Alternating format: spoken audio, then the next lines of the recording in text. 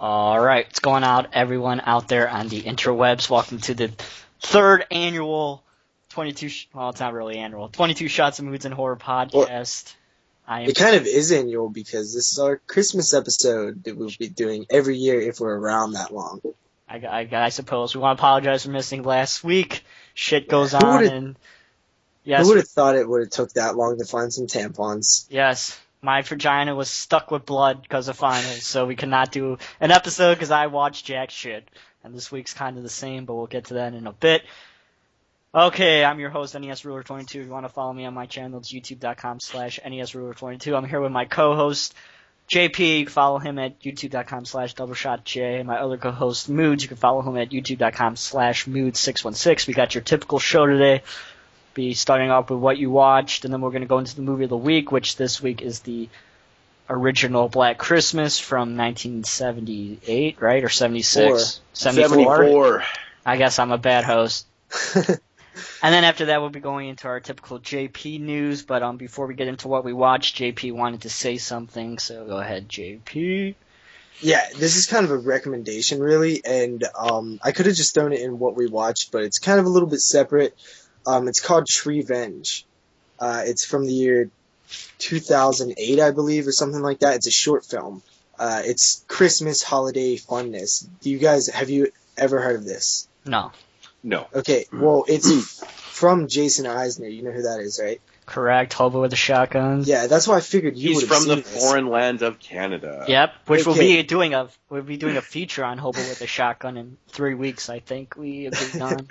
Yeah, so Treevenge, dude. I highly recommend anybody check this thing out. It's a short film. I watch it every year pretty much now. I seen it 2 or 3 years ago. It's a really interesting short film. Okay, it opens with the theme from Cannibal Holocaust, I believe, and you just see this forest of trees. It's wintertime, and there's these lumberjacks who come in, and these trees are just there, and they just start chopping down these trees, but it's filmed from the point of view of the trees. So in their eyes, it's like these crazy, like, pillaging lumberjacks who are all like laughing and screaming maniacally and chopping them down and killing their babies and stuff, and they're just dragging them out of there, and it's really exaggerated. In their point of view, there's these exaggerated bad guys who are just coming in out of nowhere and killing them, and then they're taking them to like factories and stuff, and it looks like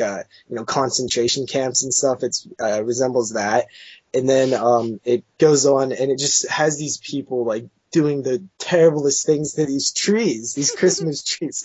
Like they take one of the families, picks it up and takes it home, drags it through the house up the steps. It's like banging off of shit, and sticks it in the tree holder, and twists the things, and it's just like there's voices. The trees have these like voices, and it's just very, very, very entertaining. It's a great holiday watch. So what you're saying is that it's a very realistic movie. No, so it's funny though, because it's like a revenge film. It's called Treevenge, and since it's in the point of view of these trees, you're actually kind of like, yeah, people are dicks. Look at, they're just chopping down all these trees and dressing them up and shit, making them fucking, And there's one scene where this dude has like the tree stump, and he's like saws out the middle of it, and he like grabs some like lube, and he's like lubing it up with his fingers, and I'm like, yeah, like a guy's ever gonna actually like try to fuck a tree, but then I actually thought about it for a second, and I was like, that is actually, the sad thing is that's probably happened in history at least once. No better time of year to set a movie about tree revenge at Christmas time. Like that's and dude, and I'm telling you, you guys know how I like when people will kill kids in horror movies, from last week or whatever. They actually do something a little worse, and it's the greatest final shot ever in a short film. Check it out. You guys can check it out. Google it. Moodz, I know you would love it. Jeremy, I'm pretty sure you would love it. I want everybody to see this. This thing needs to be seen. Yeah. Google, don't watch the YouTube version. It's very bad quality. Google Treevenge, and it'll be the whole short film in HD will be on Vimeo.com or whatever. Yeah. And yeah.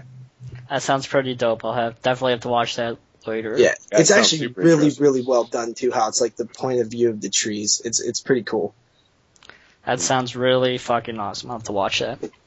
Yeah, so thank you, JP. I think after what we, start with our intro, in a little bit we're going to be doing a segment called Moodz Corner. We haven't really talked about that very much yet, but it's something that we want to do, give Moodz a little bit of a segment to talk about bullshit or whatever he wants to talk about. So that will be coming soon right after the intro, so we just don't go straight into what we watched. So I Yeah, guess I'm working on it right now. Hopefully by next week I'll have some stuff all lined up. I've been just really busy, and I haven't really been able to fully focus on it, and I don't want to half-ass it, so hopefully by next week. I have a lot of time this week that I can work on it, so I think that's, look out for the Moodz Corner.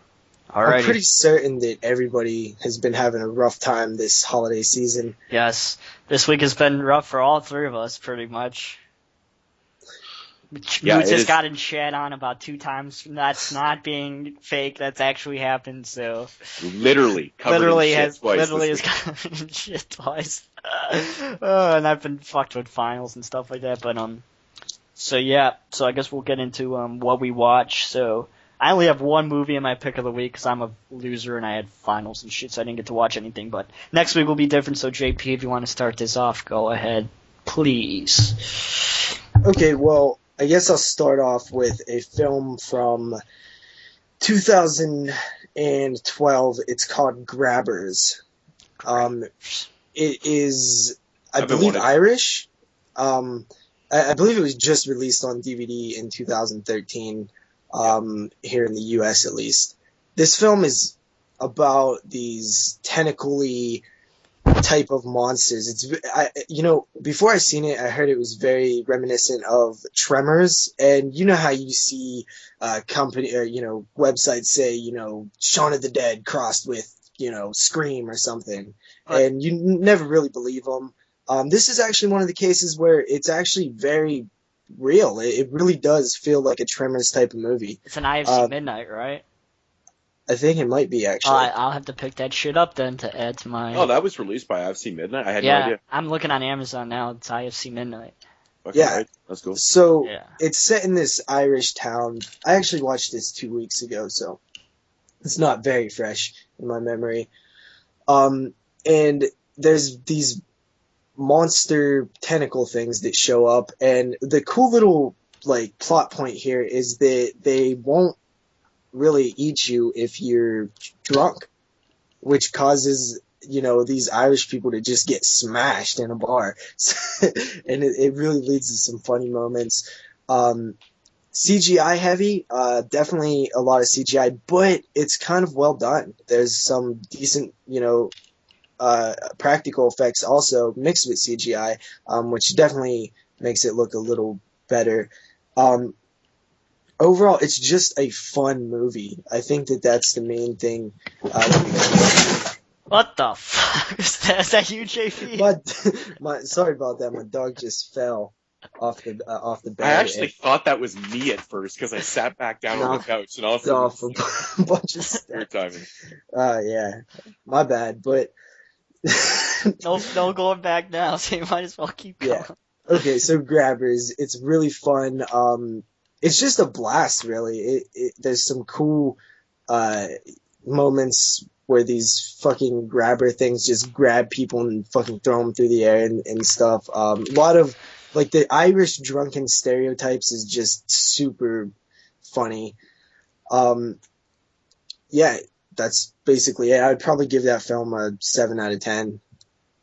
Yeah, when I first heard about this one, I was intrigued by it. I want to check it out. It looks like it's right up my alley. It looks cheesy, fun, and just one of those films that you just want to throw on and have a good time with. I love films like that. I should grab that by February when it goes down to my cheapo $1.50 price. It's a good example of a film that is just fun. And I guarantee you it'd be fun to, even though they're getting smashed in a movie, I think it'd be fun to get smashed and watch it with a group of friends or something. It's pretty cool. Cool. All right, Moodz, go ahead, because I only have one movie. So. Okay, I watched a movie called The Barrio Tales. I think it's how you pronounce it, Barrio Tales or Barrio Tales. It was released in 2012. It is an anthology film. How? I believe it is actually. It's all set in Mexico. I don't know if it's directed by a Mexican, but no, I don't think so. But anyways, it's all set in Mexico. And basically what it is, it's about these two guys that cross the border, I think into Tijuana or something like that, from San Diego or whatnot. And they're down there waiting for this dude to show up to, so they can buy some weed off him and stuff. Anyways, this other guy, or the drug dealer that they're supposed to be buying the shit off, it doesn't show up, but this other guy, is there. And he's like, well, fuck, come over and hang out for a minute and wait for this dude to show up and stuff. And this guy starts telling them, these two guys, some fucking stories. And basically, the first story is about... actually, the first story is really not that great. It's about these rich kids that are left in their mansion by themselves. The parents go to Europe for like fucking all left summer. in their mansion. They're just left in their mansion by themselves. They're in their like late teens or whatever, but the parents take off to like Europe for like 2 months and just like leave the kids in this house by themselves. So anyways, they're all spoiled rich brats and they're acting like it too. They're just fucking ignorant, man. It was pissing me off watching it. They were being so fucking rude. And it doesn't happen very often. I'm watching films, but anyways, what had happened was, so these kids are left at this place, and the kid that lives there, he wakes up and he notices that there's a new maid in the house. And he's like, who the fuck are you? Right? And she's like, oh, I'm the new maid. And he's like, what happened to the old one? And she's like, I don't know. Anyways, apparently parents didn't fucking say anything to him, right? So, anyways, they start treating her they'd have to probably walk down, 10 hallways and 3 doors to get to him in their mansion. Wait, dude, you should see the side, like the place that they use in this film is massive.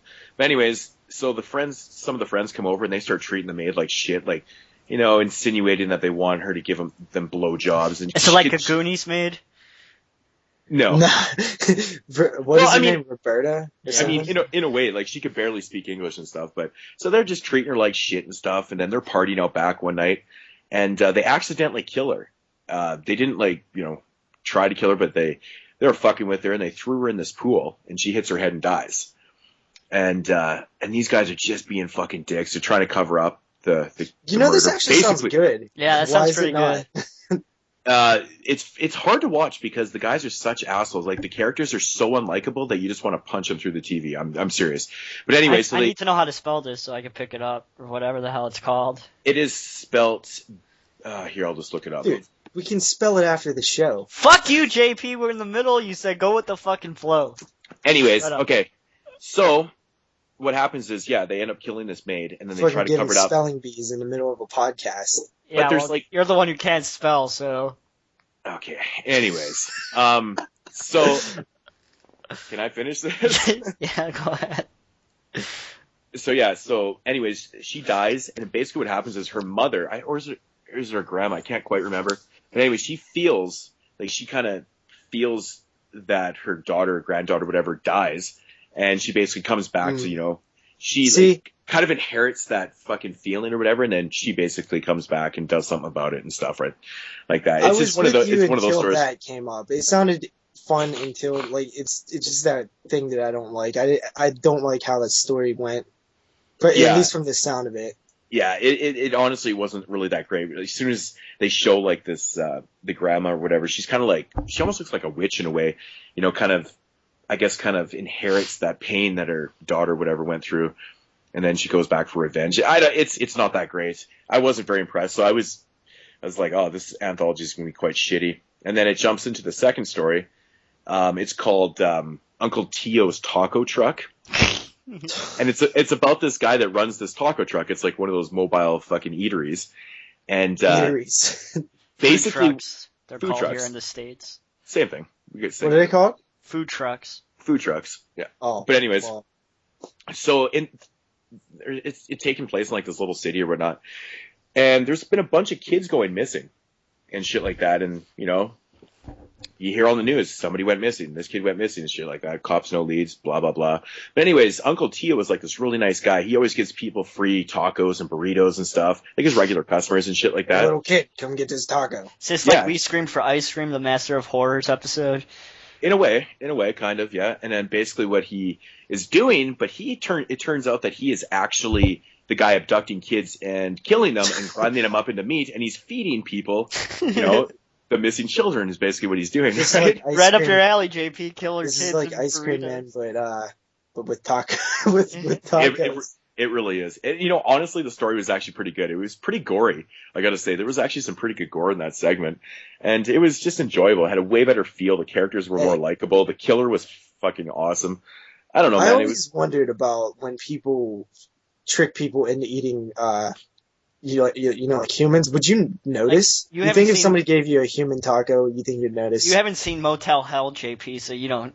Yeah, I have. Oh, you have seen Motel Hell? Yeah, I own it. Honestly, I mean, if you're expecting beef, I mean, I'm assuming human tastes different than beef, so I don't know, man. I think I would notice the difference, but I wouldn't assume it was fucking human. I mean, what who about would, though? the episode of Tales from the Crypt with Meatloaf? Yeah. Yeah.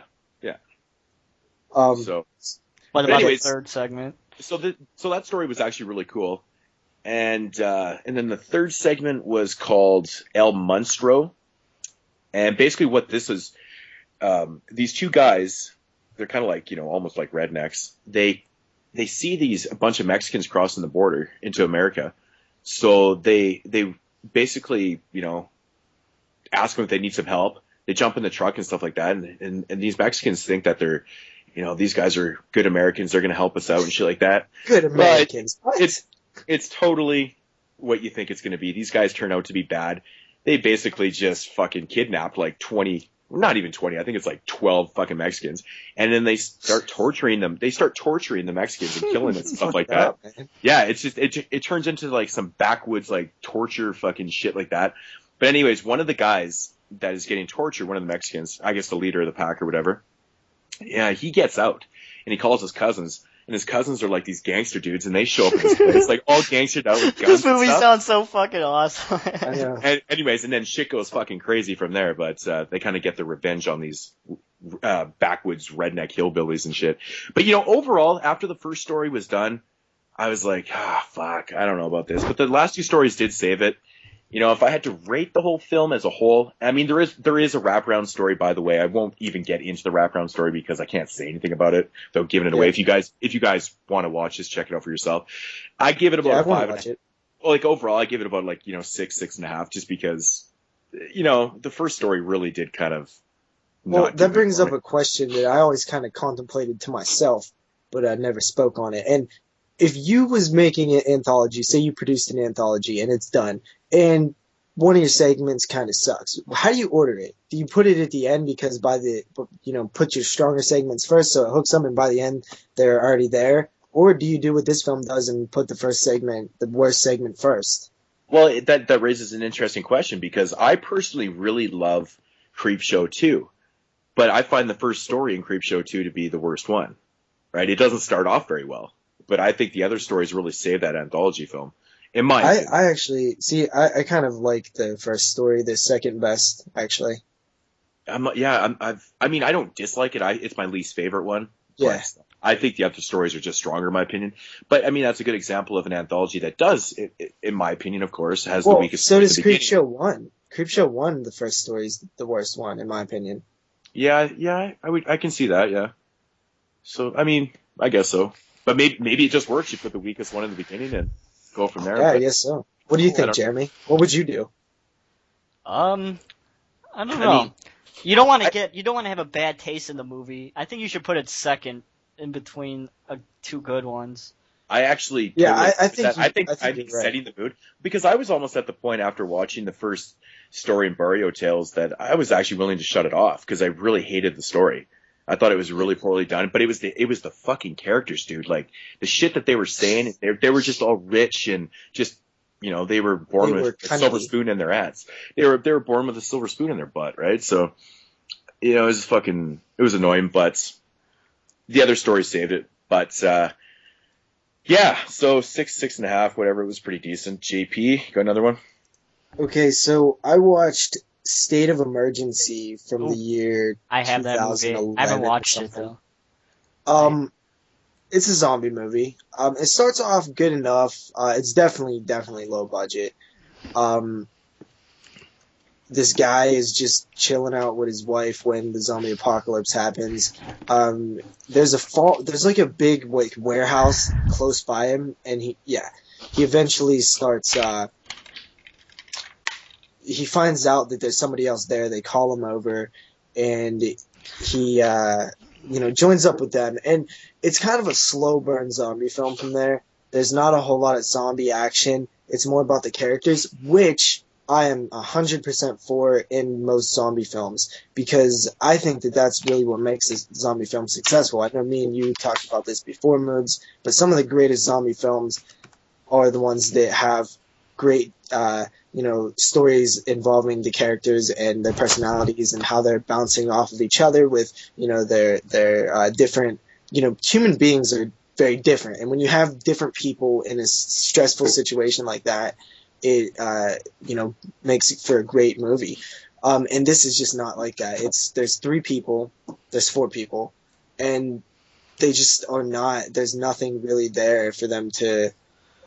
I don't buy their relationships really, and there's the guy, our main character, and then there's his the guy that he met, his wife, and then there's like the hot chick, which that's being very private. She doesn't want anybody to talk to her, and she's just chilling out in the corner.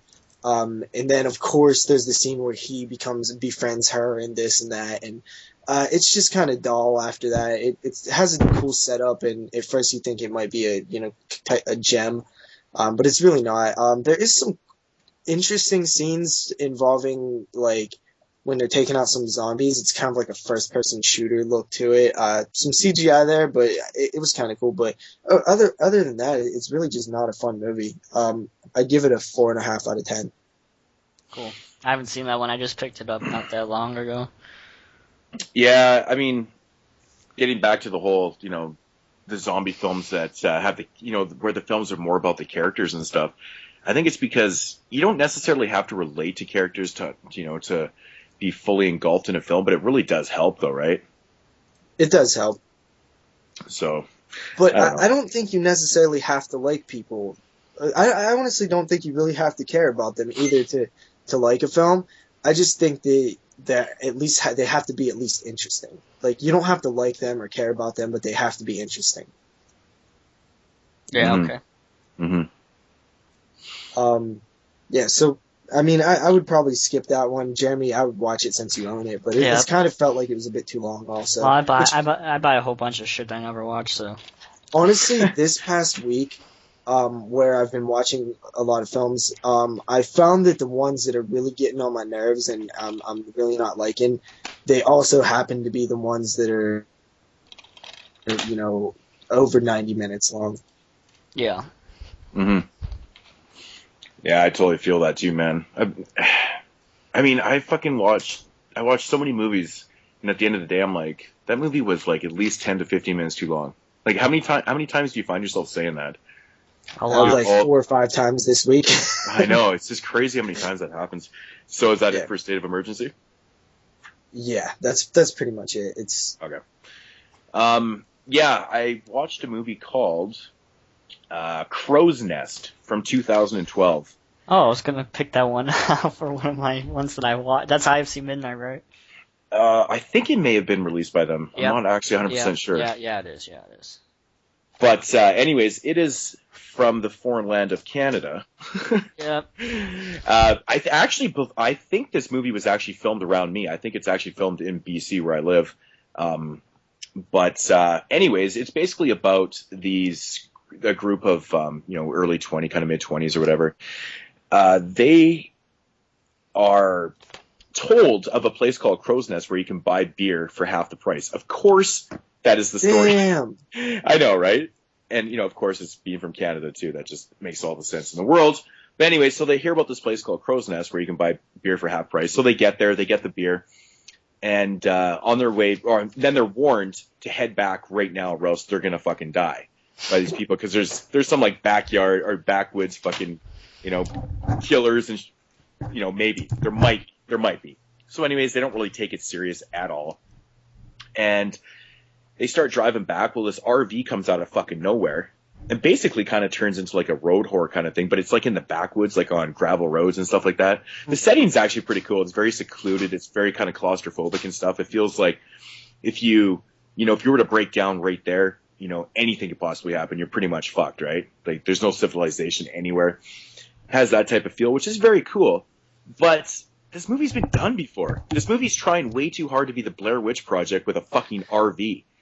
I'm sorry, but this shit was tedious, man. The characters were, all of a sudden this dude comes out of nowhere, smashes them up with an RV, and then ends up fucking, taking this one girl, and they eventually track down the RV, and they try to rescue this girl out of there. And anyways, it turns out there's like two guys in here. They're torturing and killing, and there's really no reason why they're doing this. The movie doesn't give you anything. These guys are just doing this shit because whatever. But it's shot, from first person because this dude's holding this camera. He's basically documenting everything. Wait, so this is a found footage film? Yeah, it's basically a found footage film. Mm-hmm. But it's not very shaky cam. Like he was actually, filming, and like kind of normal and stuff like that. So it was kind of like Chernobyl Diaries. I mean, in a sense, kind of like that, yeah. Yeah. But yeah, so it's basically a found footage film, and this guy catches a lot of the shit on videotape and stuff, and it kind of turns into your very cliched backwoods kind of killer type film, and then it ends. But it's trying to be like the Blair Witch Project mixed with like every backwoods kind of killer film, found footage style. So it doesn't really have a lot of substance. The story, I mean, I just don't like the fact that. I don't like the fucking fact that you don't know why. Like, these guys are just doing it just because. Is that really believable? Like, I mean, it is, but it isn't. I mean, it just depends about the context, really. Because sometimes people say, like, when somebody just does something and you don't know why, like The Strangers, for example. Yeah. It kind of works that way, but I love sometimes that film. it won't work. Like you the know what only I mean? ones. But I guess they kind of hint that, like, people must have known that these people existed out here because they were warned, head back right now or you might die, kind of thing, right? So they obviously knew something was going on there. But the best thing about the movie is that the found footage style isn't overly excessive. Like, it's very watchable, well, And there actually is a couple pretty decent deaths. I will give them that. There was one death that I was like, holy fuck. So, it gets a plus. But honestly, it's very predictable for one thing. I totally predicted like the second half of the movie. I knew exactly what was going to happen, which was very disappointing. I don't know your opinion on found footage in general. Would you care to share that real quick? We talked about this. I like found footage films. I mean, there's a lot that I dislike, but it maybe not just because they were found footage, maybe just because they were shitty films. That's kind of my thing with it. I don't mind found footage. I actually like it when it's done right. But yeah, I guess we did kind of talk about that when we talked about Friday the 13th, but yeah, I mean, I hate, what do you feel about when they say like this film, in 1994, this happened and they try to play it as true? Does that bug you? Because I know it bugs a lot of people when found footage starts out like this was their footage and we found it. Yeah. It bugs me to a point, but at the same time, it's an angle that worked at one time, and I think they just keep using it. I think it's just overused. I think honestly, it's just overused. Does the fact that they have that opening monologue in Texas Chainsaw make it a worse film?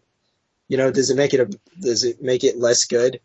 It doesn't bug me at all. I'm like, yeah, that's their angle they're using. I know that it's not true. He knows that it's not true. Why get bent out of shape about it? Yeah.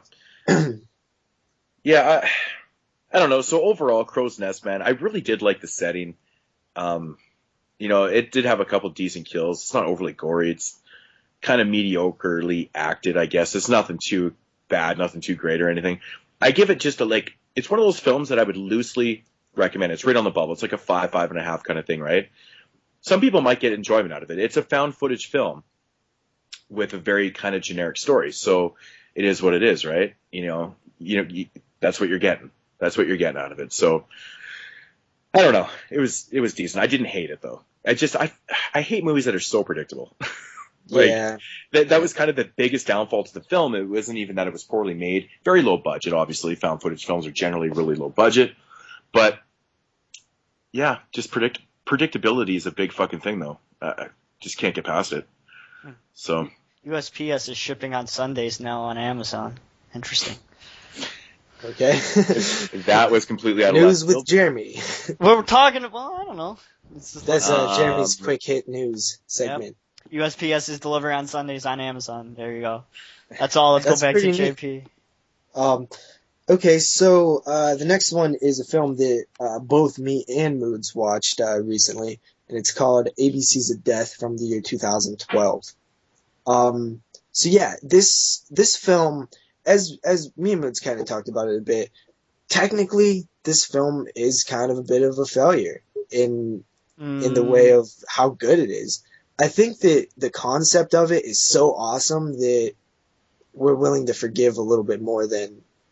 I totally. I think the idea of the ABCs of Death is brilliant. 26 segments done by 26 different directors, and all based on the 26 letters of an alphabet. Yeah. I like that's this. Brilliant. How did nobody think of that before? It really is a cool idea. Yeah, really cool. It is. It really is. But when it all came down to, I actually even have the letters listed.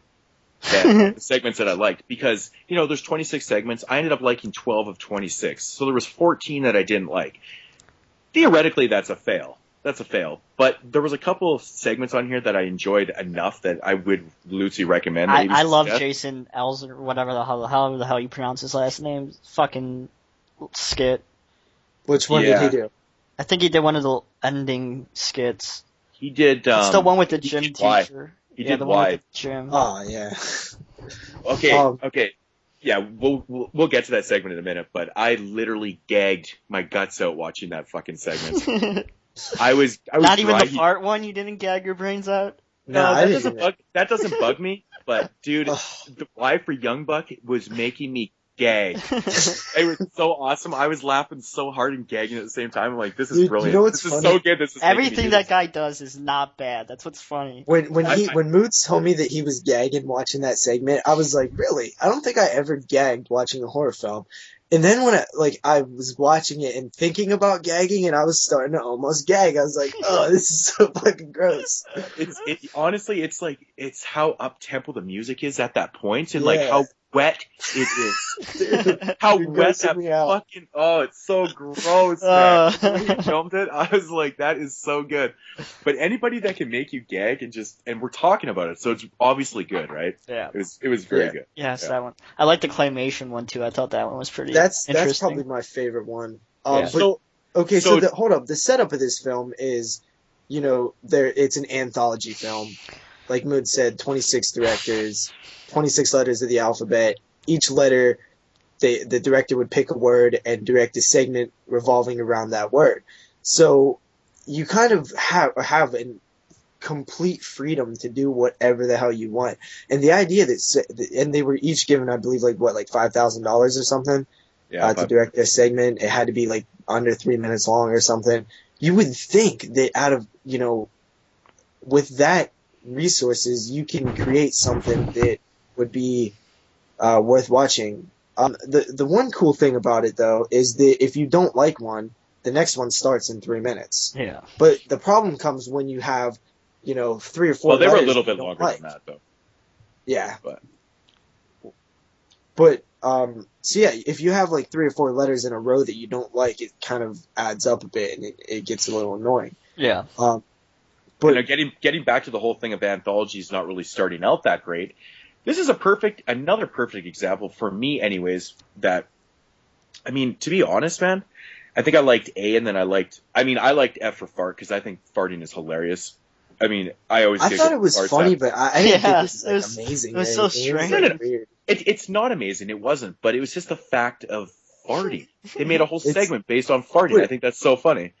But anyways, it was like super. It was kind of like, what was it like? But it was like an exaggeration of like Asian cinema or something, like that weird Asian style that happens in films or something. It was just odd. It was just a weird Iguchi, I think it's Noboru Iguchi. He's the guy that did Wait, what was his name?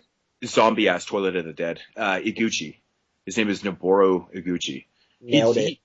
Yeah, he's he's a pretty good director, man. He's got some good movies. But anyways, yeah. So wait, wait a damn minute. This guy also did Toilet of the Dead. What is this dude's fucking fixation on asses and crap and farts and stuff? I know, it's funny, isn't it? It's a little odd. But he also did The Machine Girl. He did Robo Geisha, I believe, also. Dead Sushi, which is another fucking fun movie. I haven't seen any of that. Mutant Girl Squad, he did that. So he's done some really fun movies, but yeah, he does have some weird fetish, kind of weird shit in his films, that's for sure.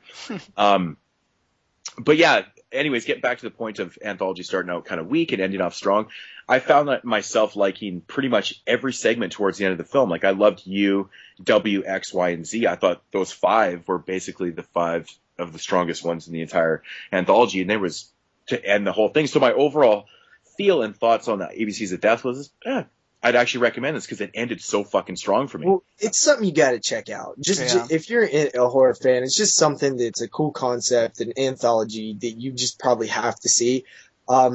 You'll probably enjoy. I honestly see most people having this is one of those rare cases where I think you would think that unanimous. I'm not even going to try to say it. You would think that most people would unanimous. Unanimously. Yeah, unanimously. Man, I'm the one that usually can't speak. What's going on? Yeah, I know. You would think that most people would kind of feel the same way about this one. There's some hits, there's some misses, a lot of misses. The ones that are cool are pretty cool, and it's just something that you kind of need to see because the concept's cool. I think that's what most people would say. Yeah, going into this one, I kept hearing that D for Dogfight it seemed to be the most popular one that everyone kind of liked. I actually didn't really enjoy that one. That was one of the ones I didn't like. Yeah, see, my problem with D for Dogfight is it felt too much like a fucking commercial. Yeah, it was filmed that's kind of, it was really stylized. Like the guy did his style.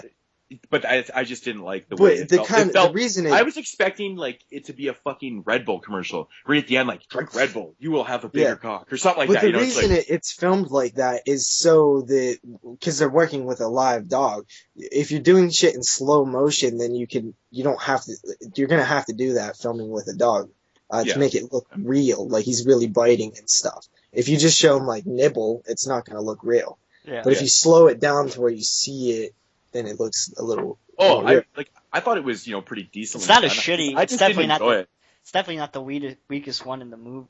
Or anything like that. Definitely not. There's some pretty bad ones. I didn't write down the ones that I didn't really care for. Dude, that one that was like the alternate dimension thing was so stupid. I saw the movie. I sat there waiting till midnight struck on the day it came out, so I watched it way back when it first came out. So I'll have to revisit it. You know whose segment I really, really liked?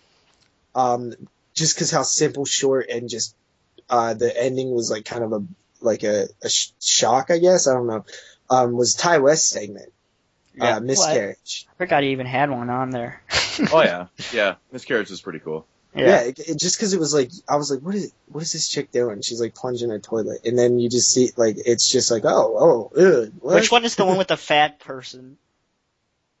Dude, that one's probably one of the best segments, dude. It's so weird. It's just that one. Fucking. I think one of the clay animation one was really good. The T for toilet. I think that was the one. Yeah. The end of that, man, I literally was crying laughing. I was laughing so fucking hard. Okay, so you have the way it ended was so funny. you have like a handful of segments where you're like, yeah, that one was cool, but the problem comes when you have a lot of segments that I can't even remember. I can't even, they don't even stick with you at all. Dude, how about Z though? Like the very end one, or Z or Z, or however you guys want to say that shit. I thought that one was fucking crazy, dude. Like, just the series of like, I don't know, man. It's just such a weird segment. I don't even know how to describe it. Like, I mean, they were shooting things out of their vaginas. They were like, they're naked sword fighting. Like, there was so much weird shit going on in that. I thought it was a fucking blast. Yeah. Such a good segment, man. This is a concept though that I think can live on and I really think has like unlimited potential, and especially if you start getting some big names involved, I mean, it seems like this would be a concept where everybody would just be like, yeah, sure, I'll do it, $5,000, and then I record I film a a short segment. It doesn't seem like it'd be very time consuming, and it seems like you could get like the Adam Greens and the Soska sisters and the Jason Eisners or whatever of the world, and get them involved and have some cool stuff. I think Adam Green was actually supposed to be involved in the second one, but had some other shit going on. So how many letters are up for grabs? Because remember they had the competition for, was It's it just one letter? Just Okay. one letter. Yeah. But I would totally love to see this continue and see it. And dude, it's pretty damn cheap to film, and I guarantee you it made money. Yeah. Oh, it definitely did well, I think. I mean, I know people that watch the film that aren't even really big horror fans. It's Magnet releasing, they're right? seeking it out. Yeah. Okay. Magnet hit gold on that one, I could say that. I have the limited edition book. Yeah. The one that was limited to 666 copies. That's a really cool. Yeah, that's a cool addition. Very cool. I think we should probably move on. Yeah, we've been talking about this for like 25 minutes. I would probably give it a 6 out of 10 though. What would you guys rate it? I give it a 7. 7. I gave it 5.5. Initially, my rating was a 7, and then Moodz was like, "Really, a 7? Like, I would probably rate it like this." And then I was thinking, like, Who gives what? a fuck what Moodz says? But no, he kind of had a good point. I was like, you know what? Everybody does. I think that I want to like it more than I actually do like it. I think that it's one of those cases where I think the concept's so awesome that I want to like it more than I actually do. Yeah. So I had to drop my rating to a 6. All right. Okay, Moodz, your turn. Okay, actually, a movie I just finished watching, I don't know, a little bit ago. The newly released Scream Factory edition of The Beast Within. Scream Factory, yay! Every time we say Scream Factory, we need to have some kind of like fucking awesome clapping plug or whatever. Yeah. And I was mentioning earlier for the people that, follow my channel and stuff, I do the 52 Horrific Weeks 1981 series. This one, unfortunately was released with, a week left in my series. And this, of course, is from 1981. I wish it had been released earlier in the year so I could have, at least done a review sometime in the year for it. But, The Beast Within tells a story of, it follows a character named Michael McCleary. Basically, he's an 18-year-old kid that is kind of entering manhood, or he's beginning to become like a fucking, an adult. 18 already? Yeah, well, he wasn't born 18, but no, like he's 18 and now he's hitting that kind of manhood kind of thing. Anyways, that's what the story is. But anyways, I was 15. I don't know what the hell that kid's problem is. What the backstory is in this film is that, I guess it would have been obviously 18 years earlier. His mom was out on a date or whatever, and she got attacked by some kind of weird creature out in the bush. I already like the way this movie's going.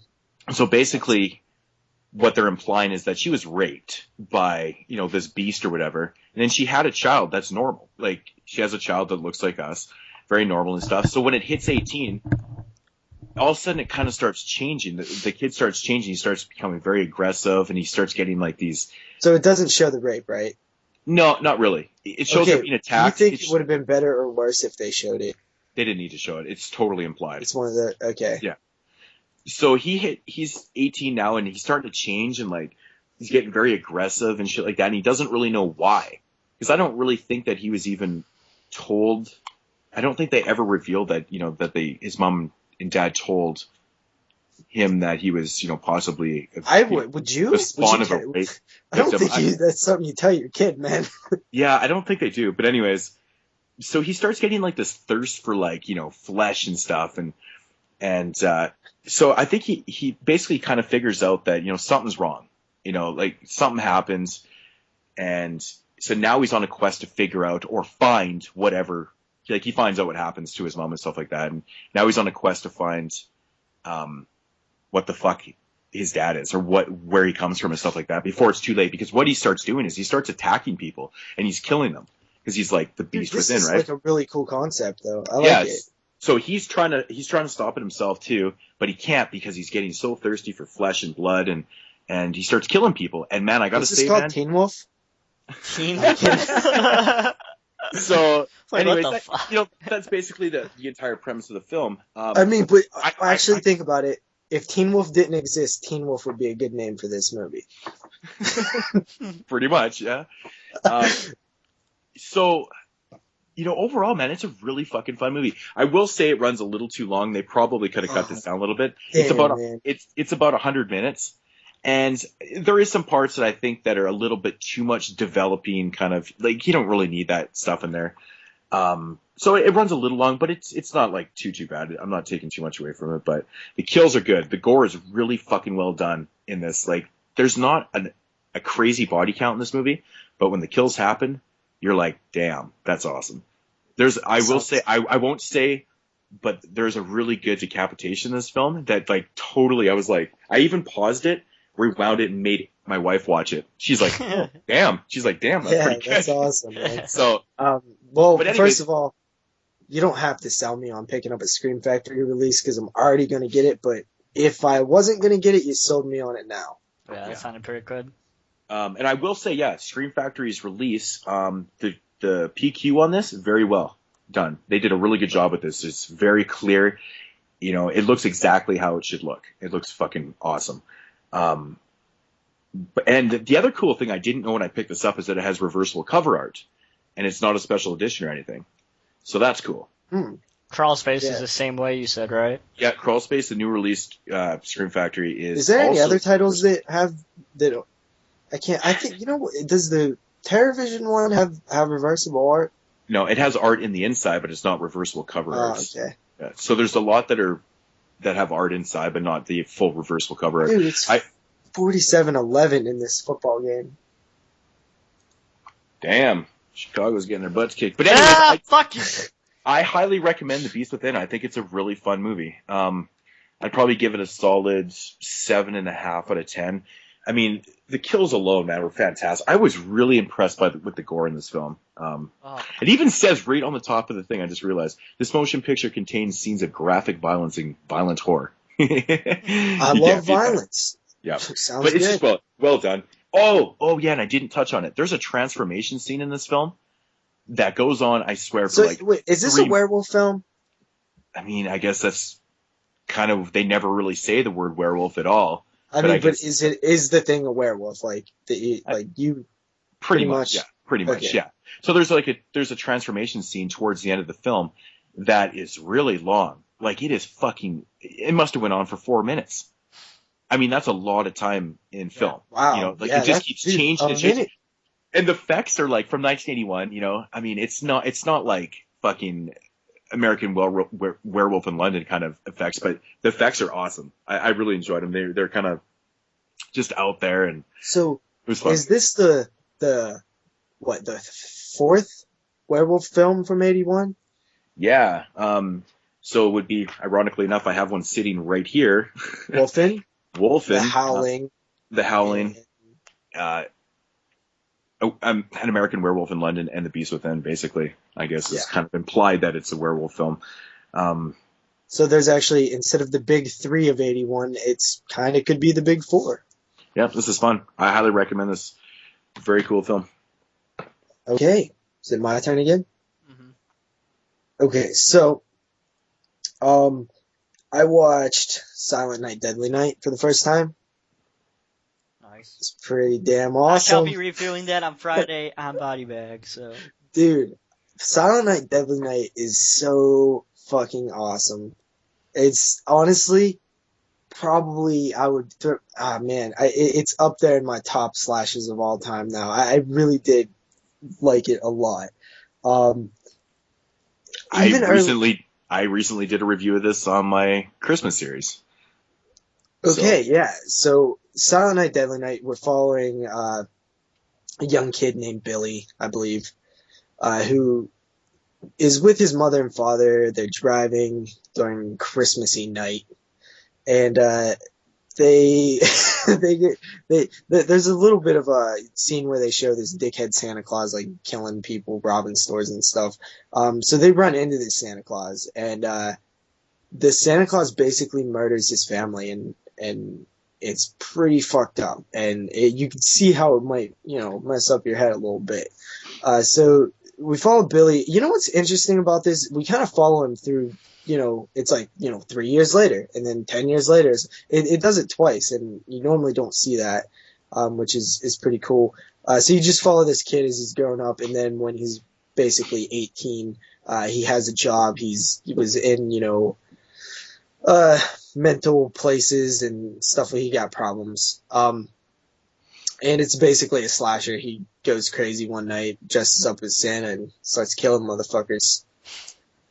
Well, he doesn't actually just dress. I mean, when he gets the church gets him that job at the toy store, and it's like a couple months before Christmas, and then Christmas time hits, and then all of a sudden, his attitude kind of changes a little bit. He's a little freaked out and stuff, and if his work goes to shit. So what they do is they dress him up as Santa Claus, to the in-store Santa Claus, so he can talk to the children and stuff, and that's basically what sets him off right there. Yeah. Now he's in this outfit, and he just fucking snaps. Yeah, you're absolutely right. There is like a specific point in the film where you just see him snapping, which is good. When you see, for slasher, that's something that kind of surprised me about this one. Slashers typically don't have a lot of depth to the characters, and they don't really deal with except for like a handful like Maniac and stuff. It doesn't really deal with a lot of emotions with the characters and stuff, but this one has a lot of that. It has a lot of honestly, early on, the scene with the grandfather when he meets his grandfather who's like in a home, and the grandfather's like not talking, and then when the parents leave, it's just this little boy and his grandpa standing there that he just met, and he starts talking to him. He's like really creepy and a dick.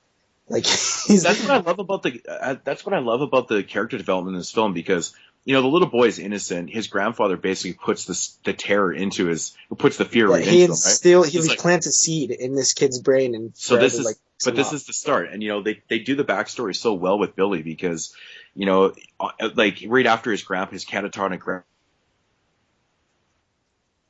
you cut out. Oh no!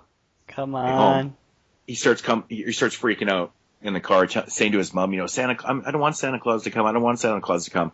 And then that event happens where his parents are killed by Santa Claus. So it really fucks him up. But I really like the developing character of Billy in the Catholic Church, or in the school or whatever, because they show Mother Superior. She's such a fucking bitch. She knows that Billy's terrified of Christmas. She makes him do shit like, participate in activities, Santa's knee, and then of course, what does Billy do? He punches Santa Claus out because he's fucking terrified. Dude, he punches Santa Claus out, yo. I love how Mother Superior totally treats him like shit, and that totally, it makes his character what it is. He was tormented in that school. It was, and he was orphaned already and shit like that. And I really like that. And then it jumps to 10. This film has a reputation for. Being just terrible, having a little bit of technical difficulties. Yeah. Shit. Where do Moodz go? Alright. Anyway, I'll carry on so it isn't too weird. Yeah, go ahead. So this film is kind of known as just being Ebert and Siskel did that thing where they just, this film was like depicting Santa Claus with an axe and stuff, and it was a huge deal, right? Parents boycotted it and stuff. So before seeing it, I always kind of had that thing in my head where I just thought it was, another slasher that was kind of, just pushing boundaries and really didn't have a lot of substance to it. But I was extremely surprised to see that there's a lot more to this film than just another slasher. Mm-hmm. Yeah, there's so much more to this film. And this film actually has some really damn cool scenes. I think one of the cool scenes is when, he steps in front of where, the shot, right? And the axe is dripping blood, and then he fucking decapitates the snowman. That's such a fucking cool scene, man. Yeah. It's such a cool scene. But the scene early on when he's talking to the grandpa, it actually was kind of creepy, dude. Like, his grandpa was like that, like evilish, like fucking the looks that he was giving him and stuff, and he really just genuinely scared the kid, and that's creepy, right? He's this grandfather who's trying to scare this kid, and then of course you have that new release is uncut, but the DVD quality drops and comes back to being normal quality again, which doesn't really bug me at all. And it kind of made me wonder, why the fuck is Friday the 13th films not uncut available yet? It's insanity that those films you cannot get uncut. What the Come on, keep going, JP. Okay, so fucking asshole. Silent Night, Deadly Night is a great slasher. I had a lot of fun with it. Linnea Quigley scene, that is a great scene, that great kill right there. The Linnea Quigley scene. You guys familiar with that one? Yeah, that's a good one. Yeah, of course. It's classic. So, yeah. I don't know. I keep cutting out here, so no. I was not expecting Silent Night, Deadly Night to be that good of a film. That good of a slasher, basically. So yeah, I gave it an 8 out of 10. It's fantastic. Okay. Who's going next? Me? I only have one film, so. Well, dude, actually, we can probably split this into 2 parts and edit it together if you want to take a break and figure out this technical stuff. No, Moodz, are you still there? Yeah, I'm still here. I don't know. I don't know what the hell's going on. All right, let's just keep going. Is it freezing up on your end for me? Yeah, it's bad. Only for you, though. Yeah, it's weird, man. I don't know what's going on. Like, he was working fine, and all of a sudden it just kind of shit the bed. All right, let's keep going. All right, you got another movie, Moodz? Yes, I do. Okay. We apologize, everybody. This is bad, but, we Who gives a shit? Here. Let's keep technical difficulties. I don't even know what the hell is going on. It's weird. Yeah, so I watched a movie called Hold Your Breath. And it is from 2012, I believe, or something like that. I'm just going to look up. Yeah, it's from 2012. And it basically tells a story. It's another one of these group of friends going on a camping trip kind of deal. And there is a myth or a legend that if you don't hold your breath when you drive by a cemetery, evil spirits can invade your body and, basically take your body over, and they can become the killers and stuff like that. That's it? No. Frozen up again? Yeah. Just drop the audio, dude. Drop the audio? To audio. Just audio. All right. Okay. That's so weird. I was mainly just talking about Moodz, but I guess we got it. Anyways, so there's this legend, that this urban myth or whatever, that if you drive by a cemetery and you don't hold your breath, evil spirits can invade you and take your body over and stuff like that. So that's essentially what happens. They come across this abandoned jail and stuff like that, and they decide that they're going to go, take a look around in this place. And of course, when they drove up to this abandoned jail, one of the characters didn't hold their breath, so he got invaded by the spirit. And this so movie sounds freaking. Yeah, so he becomes a killer. But this thing can fucking jump. This spirit can jump from like body to body, right? And it's just a really fucking. It was. I mean, the premise is okay, I guess, but just a really poorly executed film. There's a backstory of the main evil spirit that invades these people's bodies and stuff and makes them kill people, and is about this dude that was executed in this jail. He was like the most badass fucking killer ever, and they basically put him in this electric chair and fried him and stuff like that, and fucking toss his body out in the cemetery and shit like that, and that's what it is, man. It's basically just a spirit jumping from body to body, killing off people and shit. It was really, really shitty. I would not recommend this film. I gave it like 4 out of 10. There was a couple pretty decent kills, but the idea was okay, but just executed very poorly. Very shitty acting, very bad dialogue too, and you just don't care about the film. I just didn't care about it at all. Yeah, that one doesn't sound too fun. No. Not a good one. Yeah. How many more of these are we gonna do? Yeah, we've been going for an hour and 10 minutes. So. Okay, so like 2 more. Sure. Each? Sure. Okay. So yeah, I watched Santa Sleigh. You know, sticking with the holiday spirit. You know, had to get in some Christmas movies lately. I know Moodz has been watching a ton of Christmas movies. Um, dude. So Santa Sleigh is fucking awesome. Also, I the agree. first scene in Santa Sleigh is the perfect like. If you're not sure if you'll like Santa Sleigh, watch the first scene and you'll know if you'll like Santa Sleigh or not. Yep. Mm-hmm. Oh, I totally agree, man. The opening scene is fucking phenomenal. It Yeah. totally sets And the whole mood for that film, man. This Great. is, I don't know, I don't know if this is just a weird film to me because the person, Bill Goldberg or whatever, who's like a WWF wrestler or something. He right? was the best fucking badass WWF wrestler. And he Okay. should come back, but I'm not going to get into that right now. So Okay. keep going. It's just that. Oh, wait, and he's a Jew. Sorry, I just had to throw Is that. he really? Really, I didn't know. Goldberg. Dude, who would have thought Santa Claus was a Jew? Is that actually his real That is name? crazy. Yeah, he's a Jew. Bill Goldberg. I mean, I don't know if it's because this film's a foreign film or what, but how the hell did they get him involved? I don't even get this. Like it seems so weird that this guy is Santa Claus. Does anybody else feel that way? Like how did this even film come together at all? Like how did this happen? It's a weird film. Well, when did it come out? 2005? When did it come out? Yeah, 2005. All right, so Goldberg was kind of, dying a little bit. I mean, he's still kind of, relevant. He's dead?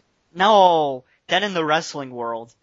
Oh. He kind of quit The wrestling world. WWE around this time. Well, it should have been WWE around this time. So, I think he needed something to do, so I figured they say, hey, I'm a Jew, Okay. I'm gonna play Santa who kills people. So the reason I was saying, this film, the story to this film is ridiculous, and you know that going in.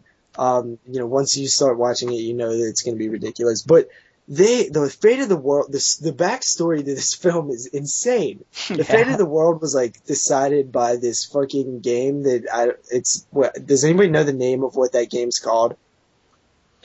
Wasn't it just a curling match? Curling, yeah. Is that like a foreign thing? It's in the Olympics, dude. Come on. Dude, it looks like the most boring thing ever. Who would watch that? Who would actually watch that? Unless The Santa Claus Olympics, was so. battling Jesus. Curling's actually pretty fun. It's not so bad. Okay. But yeah, the storyline's ridiculous, but I totally agree. So the 54 fate of the to world. 11. Oh, Jesus. Keep Well, going. the fate of the world was decided between this curling match. Just wrap your head around that for a minute. It's ridiculous. So Santa is fucking pissed off killing people. That's basically the story. I don't know what to say about this one besides it's fucking entertaining as hell. It's so much fun. It really is.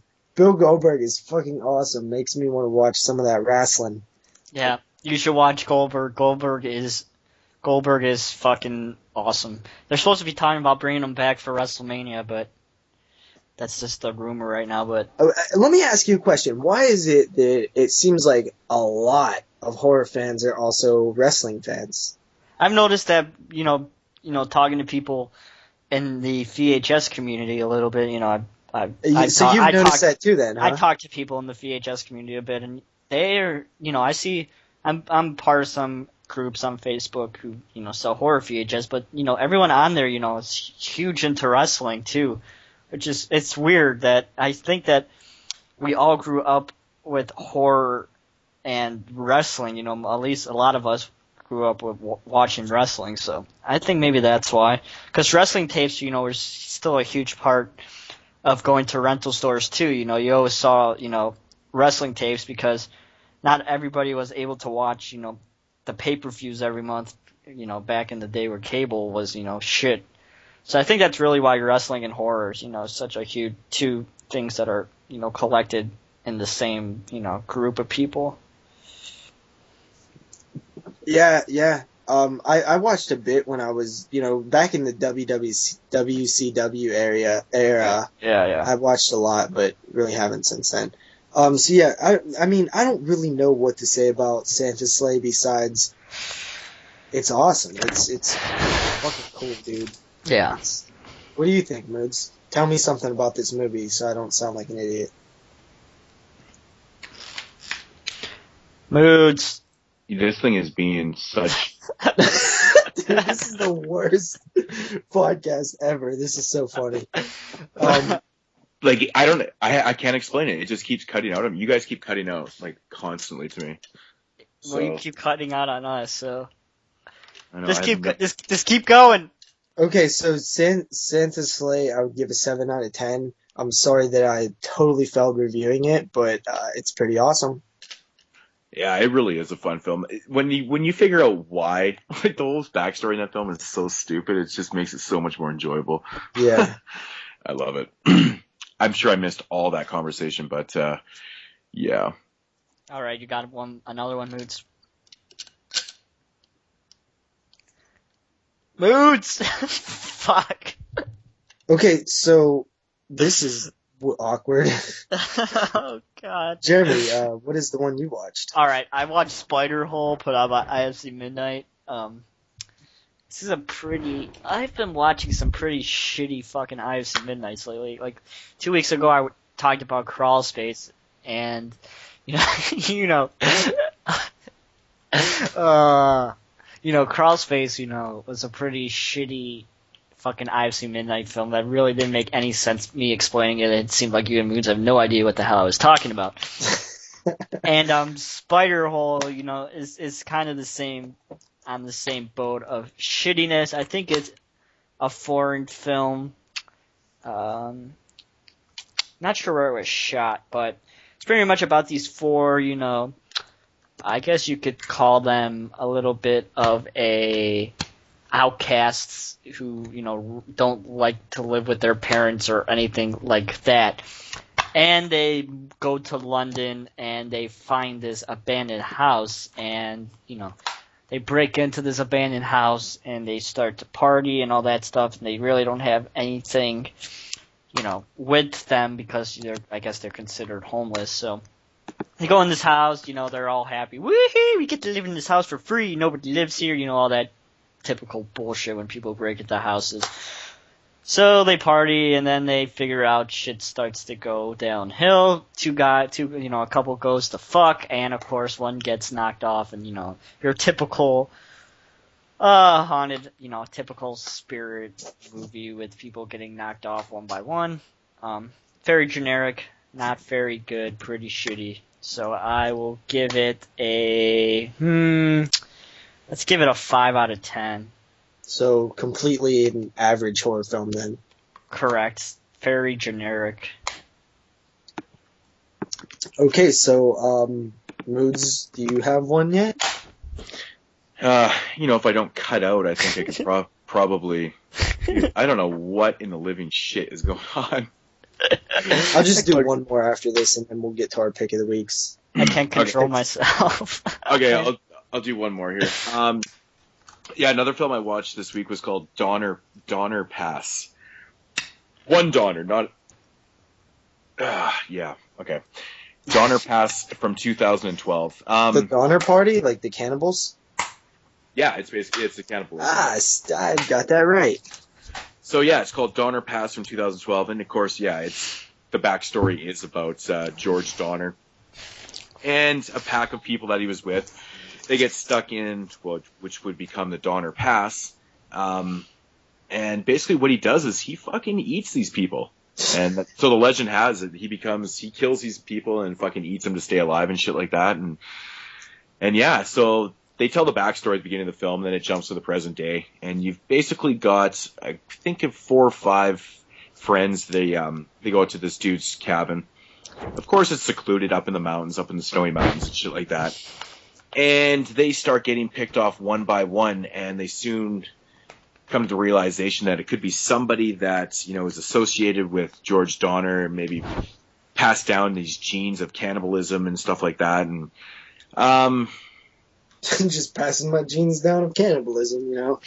I mean, because the backstory takes place in like the 1840s, right? And this is in the present day, so it's obviously got like, something to do with, the shit being passed down and stuff. And overall the movie was not really that great, actually. It doesn't sound that great, to be honest, dude. That's plot's stupid. Yeah, it's got this stupid the backstory, whatever, but, the backstory is like 150 years old.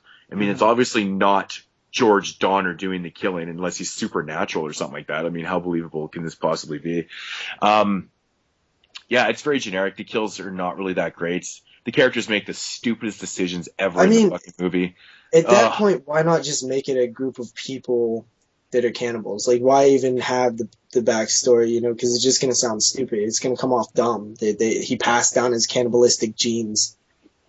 It's not even so much that. I mean, I guess there is kind of a twist. Well, I mean, there's a reveal of who's doing this shit and why they're doing it and stuff. And, honestly, the twist wasn't overly bad, but it was very predictable. I figured it out. I figured out what was going on. Yeah, not very enjoyable. I think I ended up giving this movie, what was my fucking, I think I ended up giving it like 4 out of 10 or something like that. It was just another shit watch from the past week, so definitely skip that one. Okay, all so right. I'll go to this final one I wanted to talk about before our pick of the weeks, and it's there's 3 films that I was debating on whether or not to put as my pick of the week. Silent Night, Deadly Night was one of them. Which obviously I didn't go with that one. And this was the other one. And the main reason I didn't choose this one as the pick of the week is because it's not really horror. It has, dark elements to it. I'd say it's about as horror as Antiviral was. This film's called Stoker. It's from 2013. It's a Chan Wook Park or something. I know I nailed that, by the way. But he's the guy. Yeah, he did what, like Old Boy and stuff, right? Yep. Thirst. Okay, yeah. So this is his first American film where he's doing it with American actors and stuff. And the writer to this film was actually kind of surprising to me. It's Wentworth Miller, who is the main guy in Prison Break, which I thought that was just weird. So yeah, Stoker. It follows this family who's kind of well off. The father just dies, and they're at a funeral, and the father's brother shows up, and the mother and the daughter were kind of unaware about the brother. I mean, the mother kind of knew of him, but he was very distant and didn't speak to the family and stuff. They didn't really know him, and he's basically there, and he's kind of putting the moves on the mother a bit, but it's not he's casually doing it. The mother's more interested in him than it seems he's interested in her, but he's just very good at it. He's like the type of guy like Jerry Dandridge in Fright Night, you know what I mean? And the daughter is slowly becoming infatuated with her uncle, and it's very weird, and it's done in this weird way where you're not really sure if she is or if she hates him or whatever. It's a very specific story that you can't really get into. That's just the basic explanation of the story. You can't really get into it without spoiling things. But where the story goes is completely unpredictable.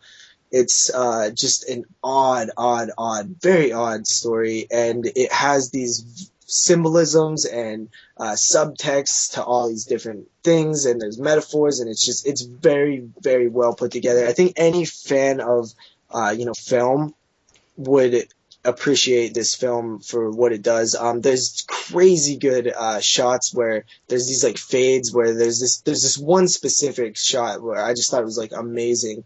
This girl's brushing her mom's hair, and it's zooming in into the hair, and then it fades to bushes, and shrubbery. Not like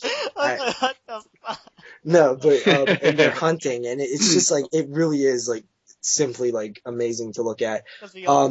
This film is very dark in the areas where it goes.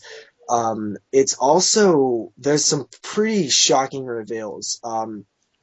And there's this scene where they're playing piano and stuff, and it's just shot brilliantly. It's such a good movie. It's so weird, and it's not a film that spoon feeds you the plot. You have to. It really leaves you thinking about things, and I'm pretty sure you could take a lot of things in. Different. You could take a lot of things for different meanings, and there's a lot of conversation to be had about this film post viewing. I highly recommend both of you guys check it out, and I recommend anybody else checks it out. It's one of the best films I've seen this year. Yeah, that was one I missed out seeing with my grandma. I remember seeing the trailer. I was like, fuck, I need to call her to go see that, but I never saw it. Yeah, I was intrigued by this one too. It looked good, but it sounds even better. So yeah. Yeah, I probably didn't do it justice because I'm not even sure if I could comprehend the film. All right, one more Moodz, and then we have to go pick of the weeks. Gotta move stuff along. Talking for fucking an hour and a half, so. One more. Yeah, I guess I could do this one. Or are we just gonna? I'll do my pick of the week. No. Do one more and then pick of the week. Okay. So I watched I believe this film originally came out in 2012. It was released in 2013 on DVD or whatever, and that is a movie called Under the Bed. Nice, I just picked that up. Directed by Stephen C. Miller. I believe that he directed Silent Night. Yeah, because I just reviewed Silent Night on my Christmas series, and he also did Scream of the Banshee too. And Automation Transfusion. That movie was low budget as shit. I heard that movie was absolutely terrible. Yeah, that movie actually is pretty fucking bad, to be honest. This one has a very kind of simple premise to it. It's basically about this fucking kid that's being harassed and taunted by this creature that lives underneath his bed. It's literally about something under the bed. I can't Aren't you kind of surprised that there hasn't been a film made about that yet? Yeah, and it's such a cool film because, obviously the kid knows, and his older brother knows that he can totally, vouch that there's something there, but no one else seems to believe them, of course, because the brother had like a little bit of mental issues and stuff like that. Like, he did some bad shit, and everyone kind of thinks he's a little nutty and stuff, and maybe he's kind of rubbing off on the younger son and stuff. But there's something definitely underneath the bed, and that's keeping them up, and it's terrifying them, it's fucking them up.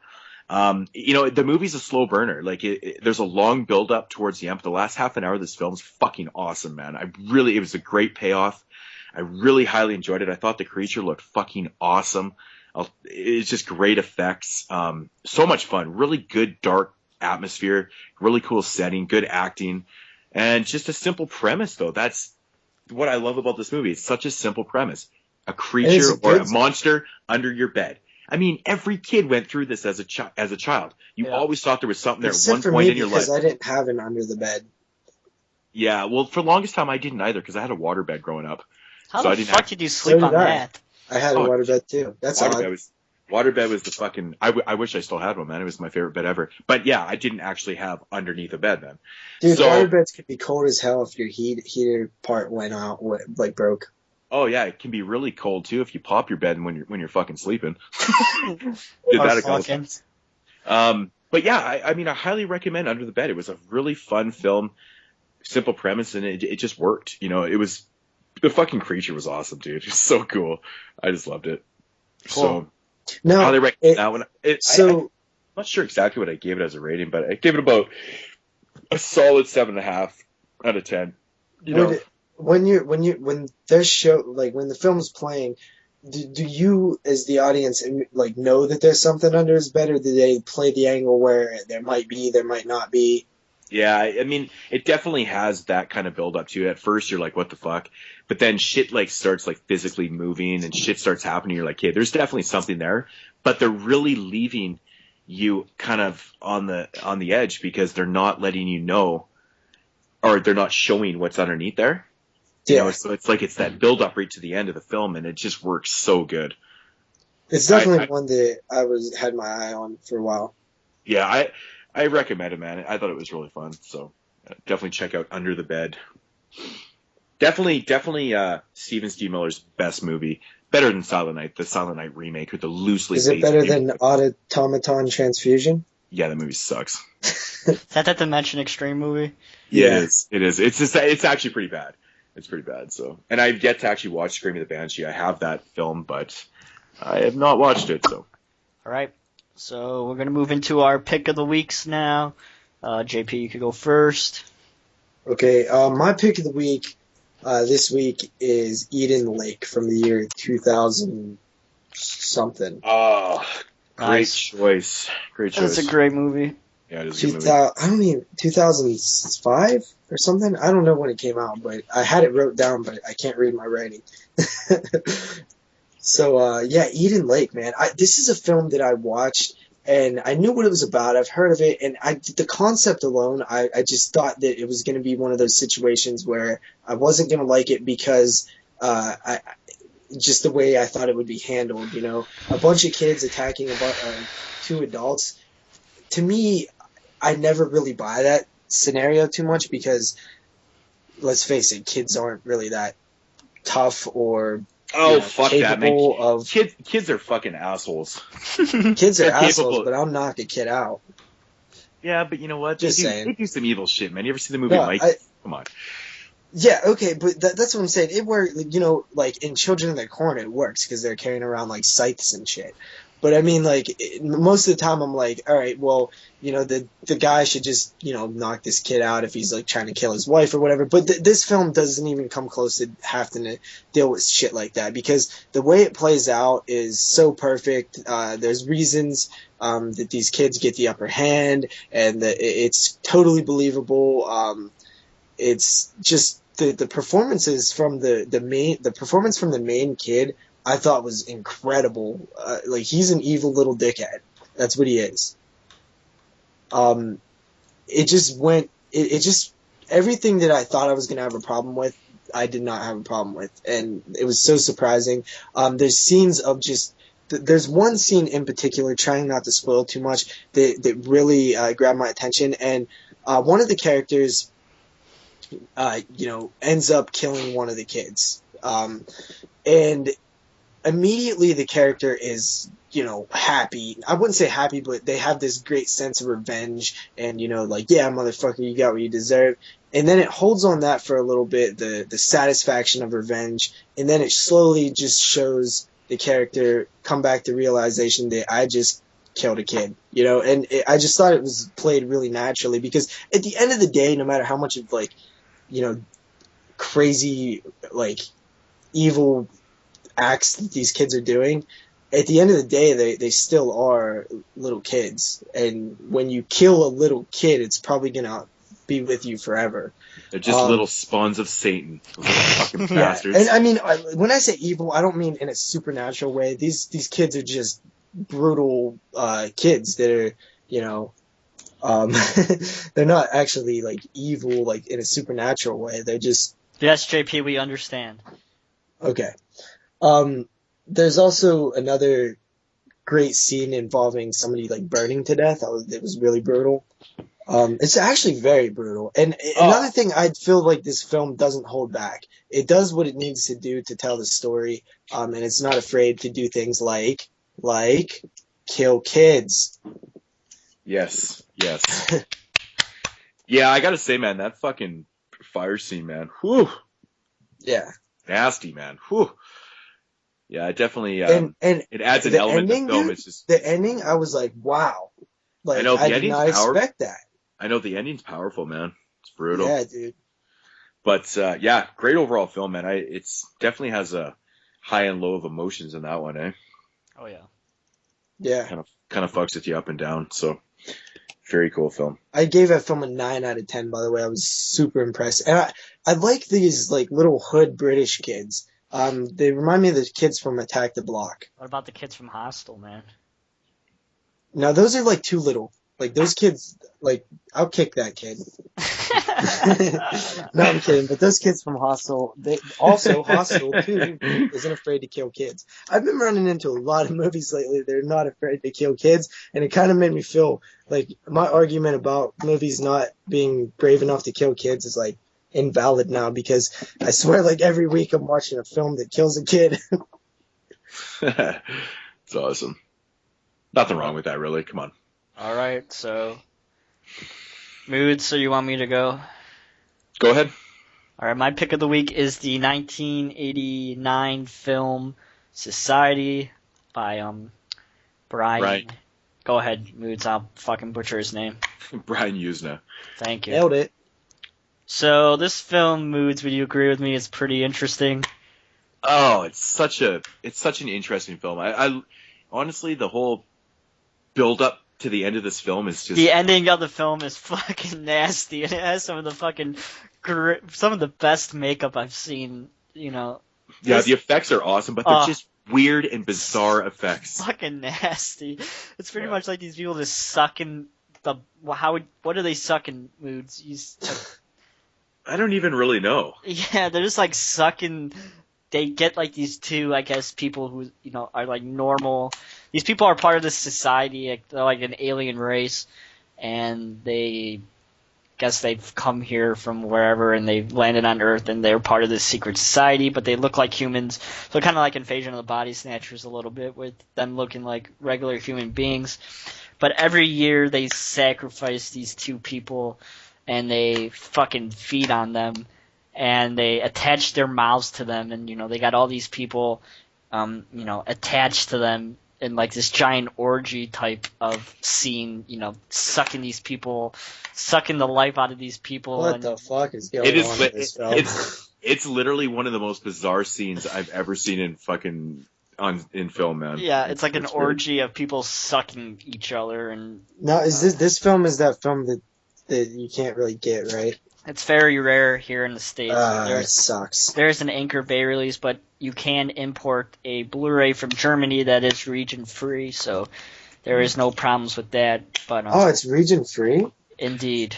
Yeah, you can actually get it on Diabolic DVD also, and I think it runs around $29, so it's not that cheap, because it is an import from Germany, like Jeremy said. Definitely worth it, though. I thought it was... Yeah, me and Moodz the same day ordered it, and Moodz got his like 10 days after I got mine. Fucking Canada. Blame dude, Canada. That's because you live in a fucking foreign country, dude. Well, it was coming from a foreign country, too. One foreign country well, to then another. it's fucking double the foreign. You can't have double the foreign. Apparently not. Fuck, that was bullshit. Yeah, but anyway, it's a movie you really got to see to believe the ending scene, because it's fucking nasty, but I agree, it's really good. It's definitely one of those movies that you need to watch and kind of critique yourself. Yeah. Because this one definitely, I can't see everybody enjoying this movie. No. Because there is quite a bit of build up towards the end, and then in my opinion, it's like a perfect payoff because it's just so fucked up. You just want to watch it again. Yeah. Even now talking about it, it's like I want to put it on and watch the last half hour of it because it's so strange, and it's I give it an 8 and an 8.5 out of 10. Yeah. Yeah. It's really good. Cool. Highly recommend that one. Yeah, if you guys out there can definitely get your hands on that German Blu-ray that is region-free, definitely try to do it because, it's probably one of those things that's going to go out of print soon. Like a lot of those German releases, they seem to go in and out of print. It's 16 euros right now, so... Yeah. Or you can just get it from Diabolic DVD. So I think it's $22 US, or add $3 on that for Canadian, so... Yeah, so... Yeah. Moodz. Pick of the week. All right, my pick of the week is the 1985 classic film directed by Lamberto Bava. You guys might remember I did a Lamberto Bava theme week on my channel a while back, but this was not one of the movies featured that week because I didn't want to feature anything, that people knew.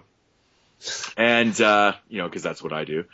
I need to talk about movies that no one's watched. But this is one of my favorite movies of all time. I could watch this movie every day. I love it. And it is Demons. Nice. And the reason why I'm showcasing, or this is my pick of the week, obviously the film is classic. Everyone has seen this film and loves it for the most part, I think. But it's the fact that this is the Demons Steelbook released by Synapse. It's such a fucking beautiful release. I can't stress enough. I mean, I know the price is up there. It's ridiculous. I will totally admit, like 50 or $46 for a steelbook is just outrageous. It's, it's almost rape, really. But it really is, man. But honestly, really man, is. Snaps is one of my favorite companies out there that releases Blu-rays. They do a great job with their transfers, and that's really what it's about. But the whole, great special features, awesome steelbook. Yeah, you gotta pick this up, man. If you're not familiar with the film, you guys still there? Yep. Yeah. Oh wow, just totally went quiet. We're listening. So if you're not familiar with the film, basically what the movie's about is, you got some people that are handing out these flyers for a free showing of a horror film at this theater. So people are just getting there, they're getting basically free passes into this theater. And essentially what happens is, what's played on the movie essentially happens in real life.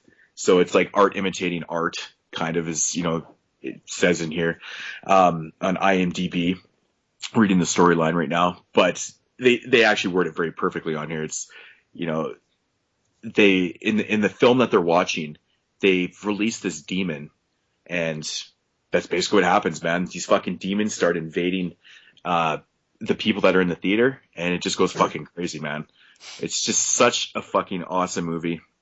Very simple premise, demons invading people and start going fucking apeshit crazy. Awesome gore, great soundtrack, great heavy metal soundtrack.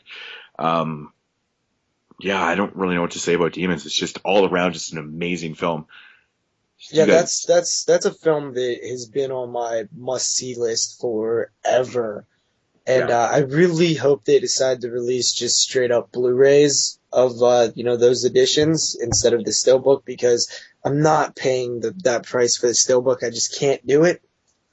I completely agree. Like, it's outrageous, but I love the premise, man. The setting of this movie inside a theater just works so cool. I love the fact of, like, basically what happens in the movie happens in real life. These demons get released and people start getting... But honestly, man, the effects in this film are so fucking well done. Yeah, I saw that in 35mm in October. It was fucking awesome. Even watching it today, like, it's, pushing almost 30 years old. This movie looks fantastic. Fantastic. Great stuff. Great soundtrack. Great kills. Great setting. Awesome film, man. Highly recommend it. So. All right. So that should be the ending of this week's of what we watched. What did you rate Demons? My personal rating is like 9.5 out of 10. Ooh. I guess I have to see it now. Yep. So, sorry for the technical difficulties in the middle of what we watched. It seemed to be getting better. Sorry I cracked up so much, but Yeah. That shit is just funny. But and sorry for my terrible review of Santa Slay. It was just so bad. I honestly don't know what was happening. Like, you guys, I could hear you fine. And I was trying to get Moodz to like help me out. Like, yeah, like Moodz, you want to say something about Santa Slay? Because I totally don't even know what to say about this one. I basically missed the entire review or what you were saying about Santa Slay, because I totally could have, chimed in on that, because I just reviewed that film. Yeah. And I really loved it. That's great. I felt like we had a lot more to say about Silent Night, Deadly Night, but those technical difficulties were there. Maybe sometime way later we could do a whole Silent Night, Deadly Night show on all 5 of them, plus the remake. Yep. All right, so now we're going to move into the film of the week, and that shall be the original 1974 movie. Nailed it. Chris, thank you, JP. Thank you. I remembered, okay? 1974 film, Black Christmas, and JP's going to explain it, because I'm not going to be able to explain this one worth of shit. Okay, so Black Christmas. This is kind of the film that inspired John Carpenter to create Halloween, right? Correct. This was the film. I guess it's kind of like the first, kind of bloody slasher. I think the first... I consider this movie to be, one of the very first kind of, straightforward, formulaic slashers, I agree. I know people say Peeping Tom and Psycho. I've never seen Peeping Tom, but I have seen Psycho, and Psycho's not really a straight up slasher. Yeah, Black Christmas, I would say, is probably the first American like emblematic, slasher that we know today. But Bay of Blood is probably, like, in my opinion, maybe like the first real kind of type of slasher. Okay, So. I've never seen that, but so yeah, I mean, Black Christmas, it follows a group of sorority sisters who are spending a Christmas Eve night at the sorority. A lot of them leave on it carries over into the Christmas Day also. A lot of them leave, so there's only a few, typical small number for a slasher of characters. And basically, early on in the film, we see, from the point of view of a character who we don't really see who he is, but he climbs into the attic of the house, from the outside, and it's basically, kind of like a slasher from then on. I mean, he's kind of picking off the characters, and they are also what's kind of interesting about this one is there's one character, the first character that goes, her dad is trying to find her because she didn't show up to meet him. The first character who's killed. She's basically the basis for the police investigation and stuff, because the other girls, sorority girls, they realize that she's missing too, and then they go report it to the the police station, right? Mm-hmm. And then that's how they get involved, and like, holy shit, like, where the fuck is she? And yeah, so that's kind of where it goes. and the killer the whole time is also calling the house, and he's leaving these obscene phone calls. And honestly, dude, I think that these things are very unsettling. Did you guys feel that too? I think for the time it was pretty awesome. I think it's fucking brilliant. Yeah. And one of my favorite things about the whole, phone call thing is that, for the time, it took them like 10 minutes to get a phone trace or something like that. Yeah. So that's what I was going to bring up. I was going to say, good. I was like, they have to like physically trace a phone call back then. Like they have to like just walk down like hallways and try to figure out where this thing's coming from. And I didn't even know anything about like how that stuff worked. But also the phone calls themselves when he's, making these weird fucking noises and just obscene things on them. It's really unsettling. And I was surprised how like, how creepy and just disturbing the noises were. Because they don't even sound like, if I was to go and do this scene and shoot it myself and, create this scene in a movie, my sounds would probably sound generic and just, these sounds sound different. Like, I don't think they could be replicated easy. They're just odd, very weird. They're not your typical, what you would think of somebody would be saying and making noises on a phone. Mm.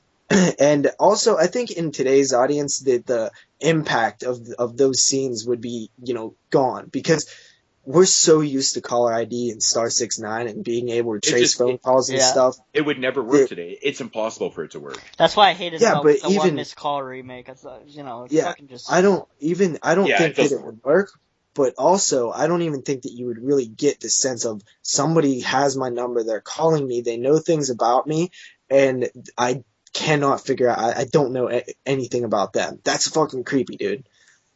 Yeah. I love the way Bob Clark did how he did those phone calls, man.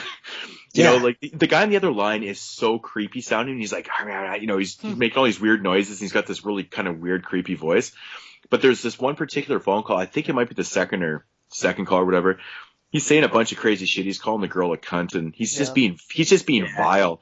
He's just being vile. But at the end of the call, he's got this real fucking creepy, dingy voice, and then he kind of rushes what he's saying, and he's like, "Yeah, I'm gonna kill you," and then he just hangs up. Yeah, dude. But that's Bob Clark.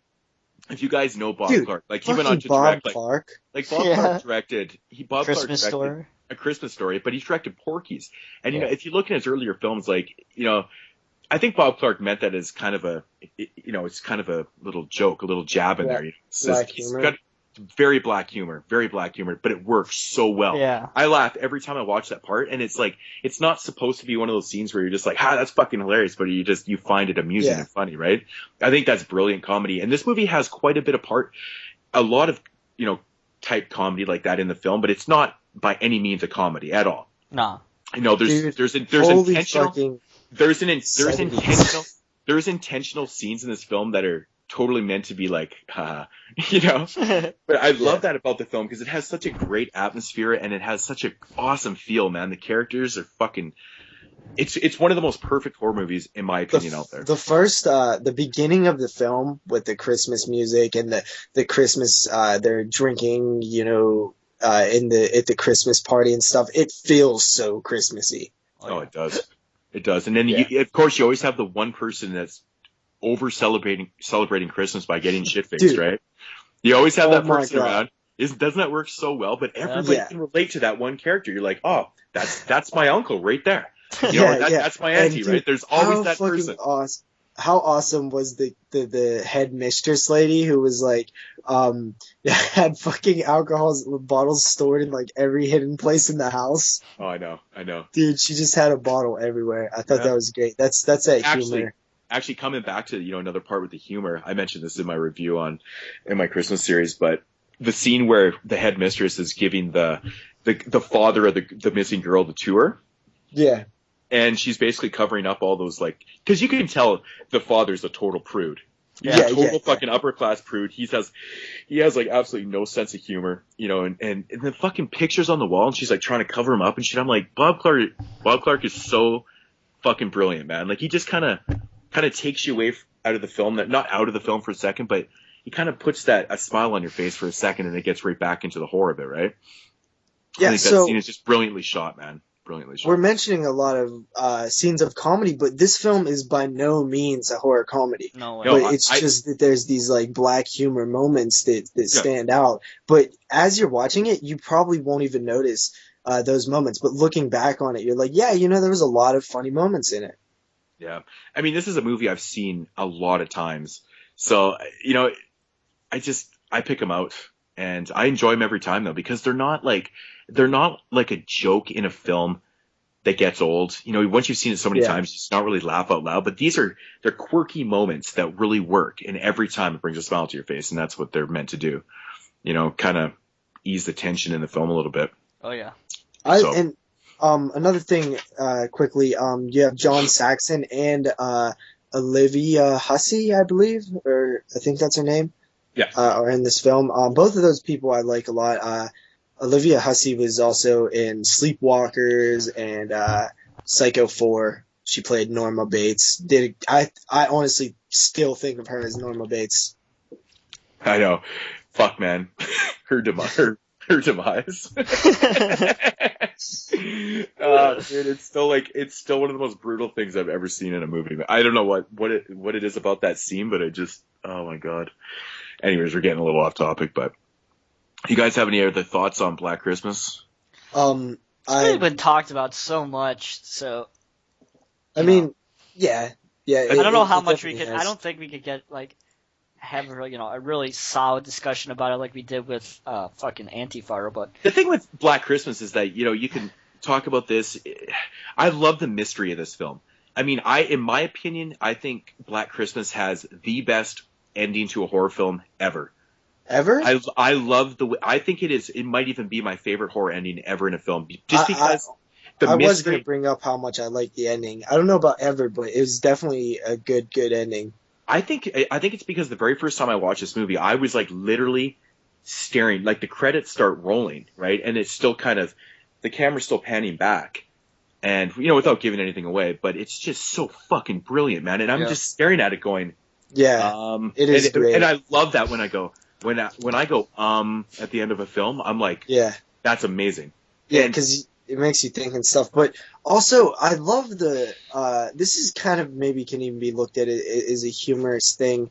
But the character early on that the father and the cops are looking for, she's right in the window the whole entire time dead. You know what I mean? Oh, yeah. Yeah.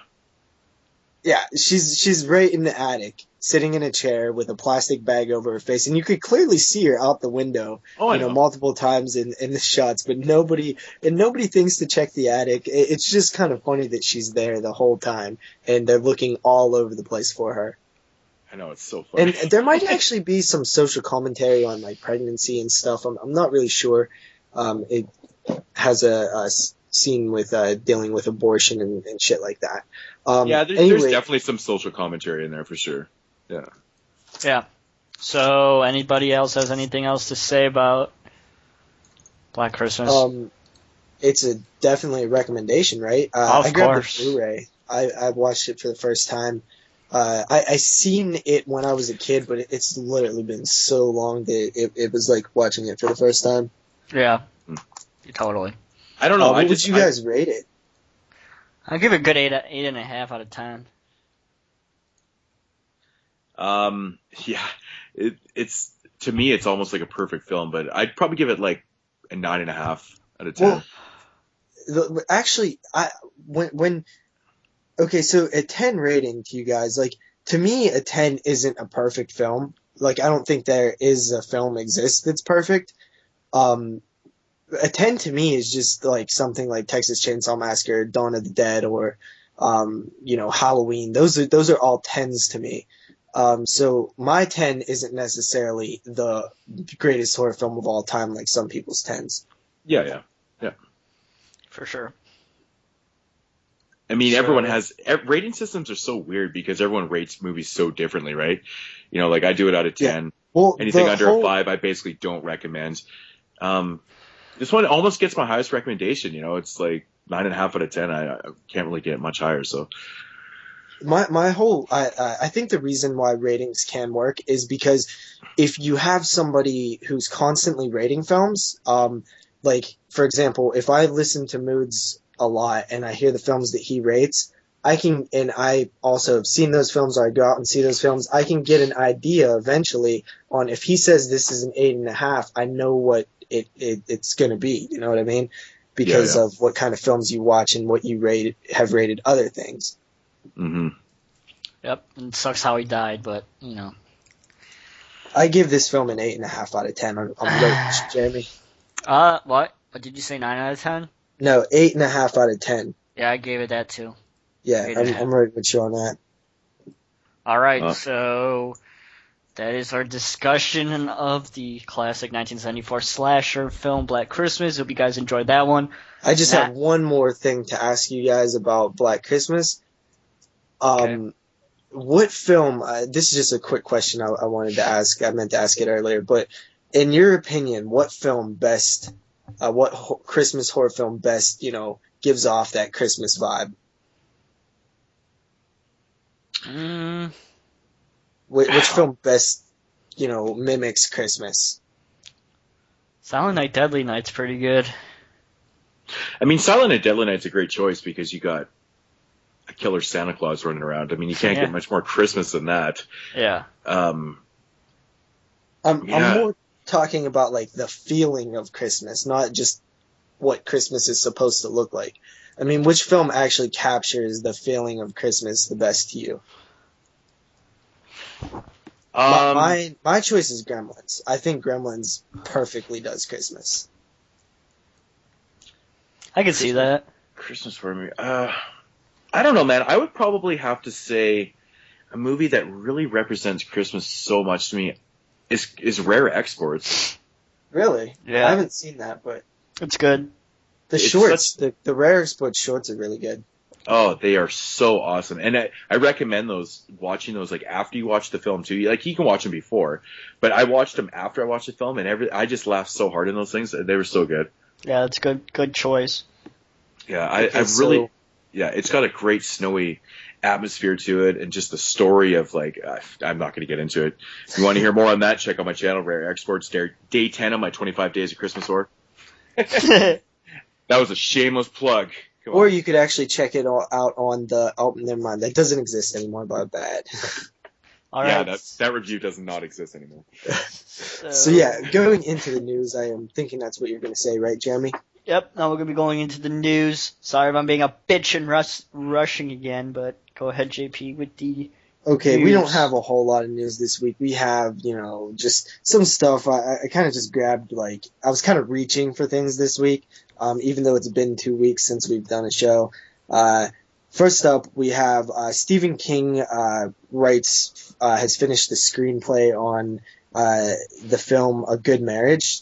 This was a short story that was in Full Dark, No Stars, and it's actually one of the only books I read from Stephen King. It's a short story. It's actually pretty good. It's about a wife who finds out that her husband has dirty, dark secrets. She's like 50. They're like a 50-year-old, 60-year-old couple, and this man is like into like bondage and rape and shit, and it's fucked up. I've read the short story book. You read it? Yeah, It sounds like it could be a good film if Stephen King's doing the screenplay and stuff. It's interesting because that wasn't actually my favorite story in that book. Mine was 1944. I fucking love that story, man. Dude, I want to see. I can picture how that movie would look. That was by far my favorite story. Isn't it fucking so brutal, the story, though? I think it'd make a great movie. I love it. I love how it ends. It's just a straight downward spiral. I could picture it. Like, when I was reading that story, I could see it, man. I don't know, man. I just loved it. I thought it was so good. Yeah, I know. Okay, so moving on. We have A24 and Dream Street Films are going to be releasing Kevin Smith's horror film, quote unquote, because Kevin Smith's horror film. Yeah, like I thought he's making Clerks 3 and that's it. He did Red State, which was billed as a horror film, but really wasn't a horror film. Now he's doing a film called Tusk. This spawned from an idea, a joke pretty much on his podcast, where it was read some Craigslist ad or something where somebody wanted somebody to dress up as a walrus and act out walrus noises and would only get paid if they answered as a walrus or some shit. Kevin Smith was in Stitches, right? Was he? Yep, he had a cameo. I can't remember. Yep. But okay, so yeah, this film sounds like it could be really fucking bizarre. And it's going to be released in the third quarter of 2014. So that's something to look forward to. I like Kevin Smith. He's cool. Me too. I listen to Jay and Silent Bob Get Old all the time, but I'm surprised I haven't heard about that. You haven't heard about Tusk? I think it's already wrapped shooting. Interesting. Yeah, I remember you mentioned somebody's in it. Who's in it? Somebody's in it that I know. Justin Long, I think. Yeah. Yeah. Okay, so moving on, we have this is I reported on this a while back, but that was on my channel. It only took 18 days to shoot. Huh. Yeah. NBC has partnered up with Lionsgate TV to produce a 4-hour miniseries of Rosemary's Baby. Yep, I heard about that. Yeah, what do you guys think about that? I don't know. Another TV adaptation of a classic horror film? Jesus Christ, when is this going to fucking end? I don't know about this. Was there a TV movie sequel to Rosemary's Baby? I actually don't know. Was there? I think there was. It was a sequel in the 70s to Rosemary's Baby, I'm pretty sure. It was a TV movie. Interesting. I did not know that. So yeah, Rosemary's Baby, I just seen it for the first time this year in October, and it's probably, out of everything I've seen this year, it might be my favorite classic horror film that I discovered, for the first time, finally watched this year. That and Maniac are the two that I think that are my favorite watches of this year. Mm-hmm. So I'm not really sure. Dude, it can't be done. It can't. Rosemary's Baby is a pretty perfect film when it comes to, technical stuff and shit like that. Yeah, I agree, man. That movie's awesome, man. I've really got to pick up that Criterion Blu-ray, man. Yeah, it's awesome. How did you not fucking grab that from Barnes & Noble? Well, because I grabbed 7 others. I just didn't have. I was kind of going greedy as it was. 7 others? What is that? Like fucking $80 or something? $80? That's Dude. 20 times 7. That is $140. $140. Yeah, I don't know why I said it 80. I'm bad at math. There's a bit off. Okay, so after that we have Brad Pitt is returning with the guy who directed The Orphanage, or wrote The Orphanage, not really sure, to do a World War Z 2. Yay. Oh my god, I haven't even seen the first one yet. Have you seen it, Jeremy? Fuck that, no. It's not that bad. Yeah. It's actually not bad. It's typical Hollywood shit, but I Made mean, a lot of money, so. it was, dude, it had like a $240 million budget or something. It better have made money. Holy fuck, really? Yeah, but I don't know, man. It's typical Hollywoodization of a zombie film for the mainstream. It's just not. I don't know, man. I thought it was okay though. It was good for what it was, I guess. Yeah. Not really looking forward to it. Number 2 though. All right, so after that we have some news about From Dusk Till Dawn, the TV series. Just a little bit of casting news. Jake Busey, Gary Busey's son, is going to be in it, I guess. So nice. if you can't get Gary Busey, just get Jake Busey. Yeah. I heard that dude's a dick, by the way. He was a dick! After that, we have I Saw the Devil being remade. Yep. I saw Danny Oh, talked about that no. today. Danny talked about that today, Moodz. You missed it? You didn't see Okay, his post? so I seen that post. I have an interesting opinion on this. I actually I didn't haven't see seen that. I Saw the Devil, okay? But it brings me back to the point I made about Let Me In and Let the Right One In, okay? So Let the Right One In is fantastic. Doesn't need remade, correct? But a lot of people weren't going to see it. You know how many people I know outside of, YouTube who've seen Let the Right One In? Nobody, that's who. But after Let Me In came out, and people were talking about it, I told them, well, you need to check out the source material. You know how many people went back and seen Let the Right One In? More people than would have if Let Me In never came out. Yeah, but a lot And of that's people are my just fucking opinion. lazy, man. They're just fucking lazy. They don't want to watch a movie with It's not. subtitles, which is I don't so think it's fucking lazy. always lazy. I That just didn't think work that out it's- so good for Old Boy, did it? It made, what, a whole $8? I just Yeah, think man. that it has to do with the main, like, people that I know that aren't huge film fans aren't going to go out of their way to find some Swedish horror film that they have to read subtitles with. They're just going to watch what came out. So that's what. But if they really liked Let Me In, they know that the source material has to be good because I'm telling them that and stuff, and they're more interested to see it than they would be if they didn't see Let Me In. So that's kind of my opinion on it. I don't think it's a terrible travesty of a thing that a lot of people do. Yes, it shouldn't be remade because Just watch the first one first, JP. Okay, there's this one scene in the taxi cab. It's one of the greatest shots I've ever seen in a film. Period. Do you agree with me, Moods? That shot is fucking awesome in the taxi cab. Yeah, it's really good. Yeah. I mean, but you guys don't think it's like it'll make more people check out the source material who otherwise wouldn't have? But do we need a remake for people to go We and don't seek out need the it. source? I mean, I don't know about this. It's one of these movies that doesn't need to be remade. Yeah. They need to stop. This movie's fucking pretty new. Yeah. Yeah. It's long too. My opinion on remakes are a little bit different than people's to begin with because I don't really have a problem with them. I don't think they hurt the original at all.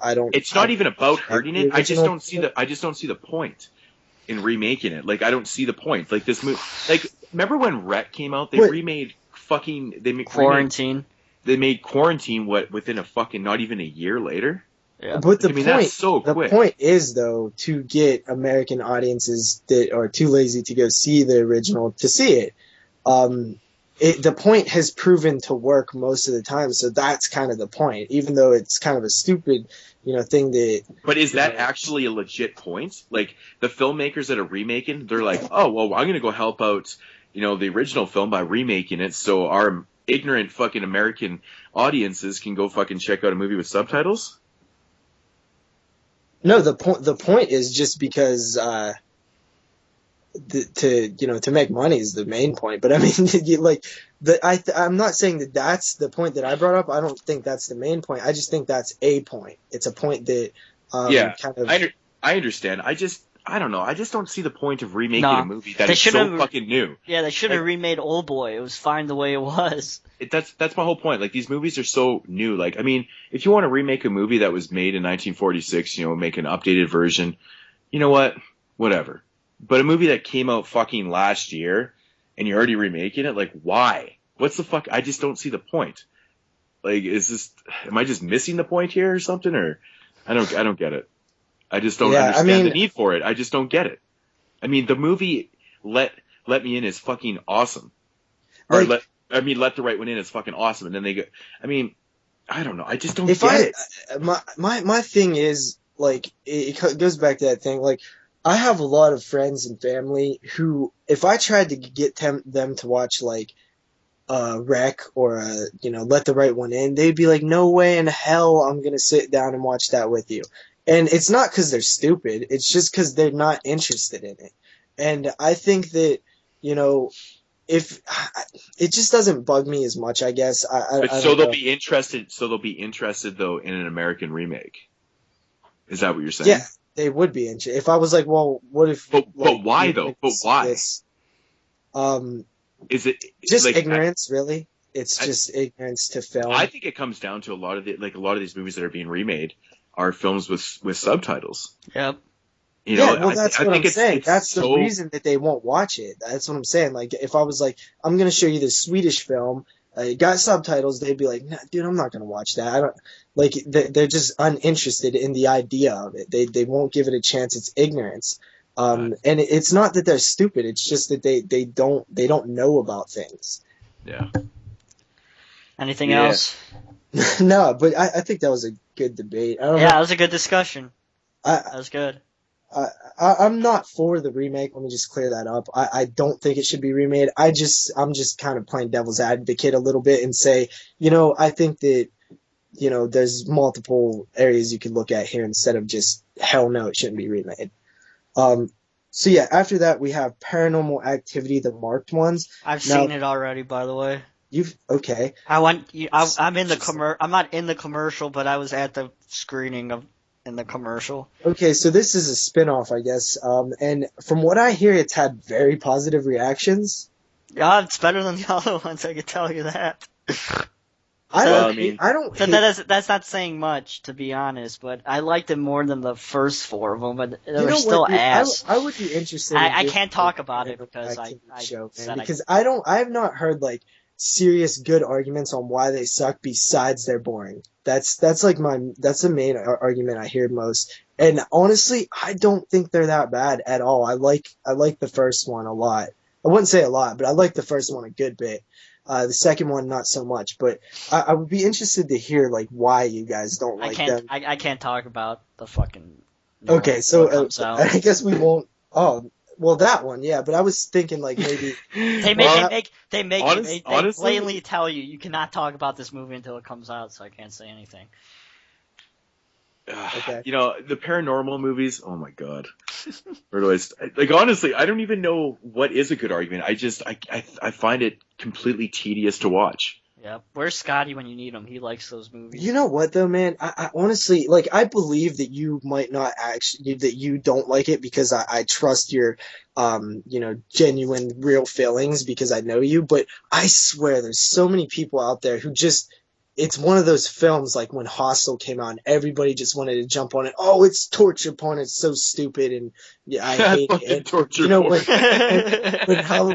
When Halloween came out and everybody's like, oh, it's a shitty remake. It's the worst film ever. I seriously think that this is one of the cases where so many people hate Paranormal Activity simply. Why do they need to come out every fucking Halloween? I don't know. Why did Friday the 13th have to come out every year, dude? Because it makes money and it's fun. They're not fun though. They suck cock.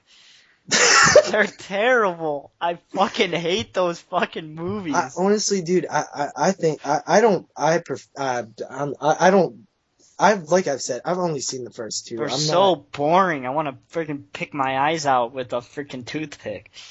I don't think they're boring though. I really don't. Jesus. I think you have to put yourself in the situation, much like Blair Witch Project. Okay, I'm bringing myself in the situation. How much fucking hype did Paranormal Activity have when it first came out? Okay, that's my point exactly. You go to the movies and you sit there and it I was think that's why fucking so many ass. people hate it, dude. So many people hate it because that reason. It was overhyped, and then people were like, "What? This isn't scary. This is goddamn stupid, boring shit. I don't like stupid, boring shit."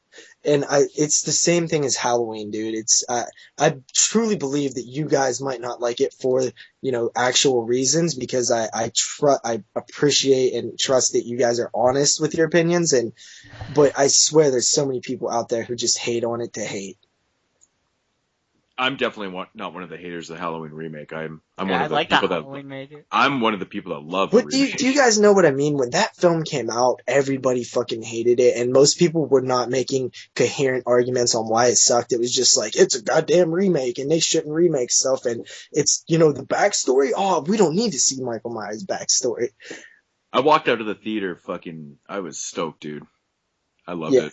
Yeah, but, and it's a fair argument if you actually don't like Michael Myers' backstory, but I'm just saying there was too many people that were just, jumping on the bandwagon and saying the same shit when they truly didn't feel that way. For sure. That's my opinion. I agree. Okay, so what do you want to say about Paranormal Activity? That it was just getting good reviews? Yeah, I just thought it was interesting because I thought that the marked ones, a spinoff, I thought it was going to be a complete failure. So yeah. After that, we have some DVD announcements and releases. We have Ty West, The Sacrament. This is produced by Eli Roth. It's going to be hitting video on demand May 5th, 2014. Fuck. Limited release June 6th, 2014 will be the DVD release. I think June 6th is limited release and possibly DVD. I'm not sure. But this film I've actually heard good things about also. Ty West doesn't disappoint. Sorry, Tat, to say that. After that, we have a film which I know Jeremy's seen. It's called We Are What We Are. This hits DVD January 7th, 2014. Really good. I saw it in the theaters. I really enjoyed it. I liked it a lot. The trailer. It does look pretty good. Yeah, it was really good.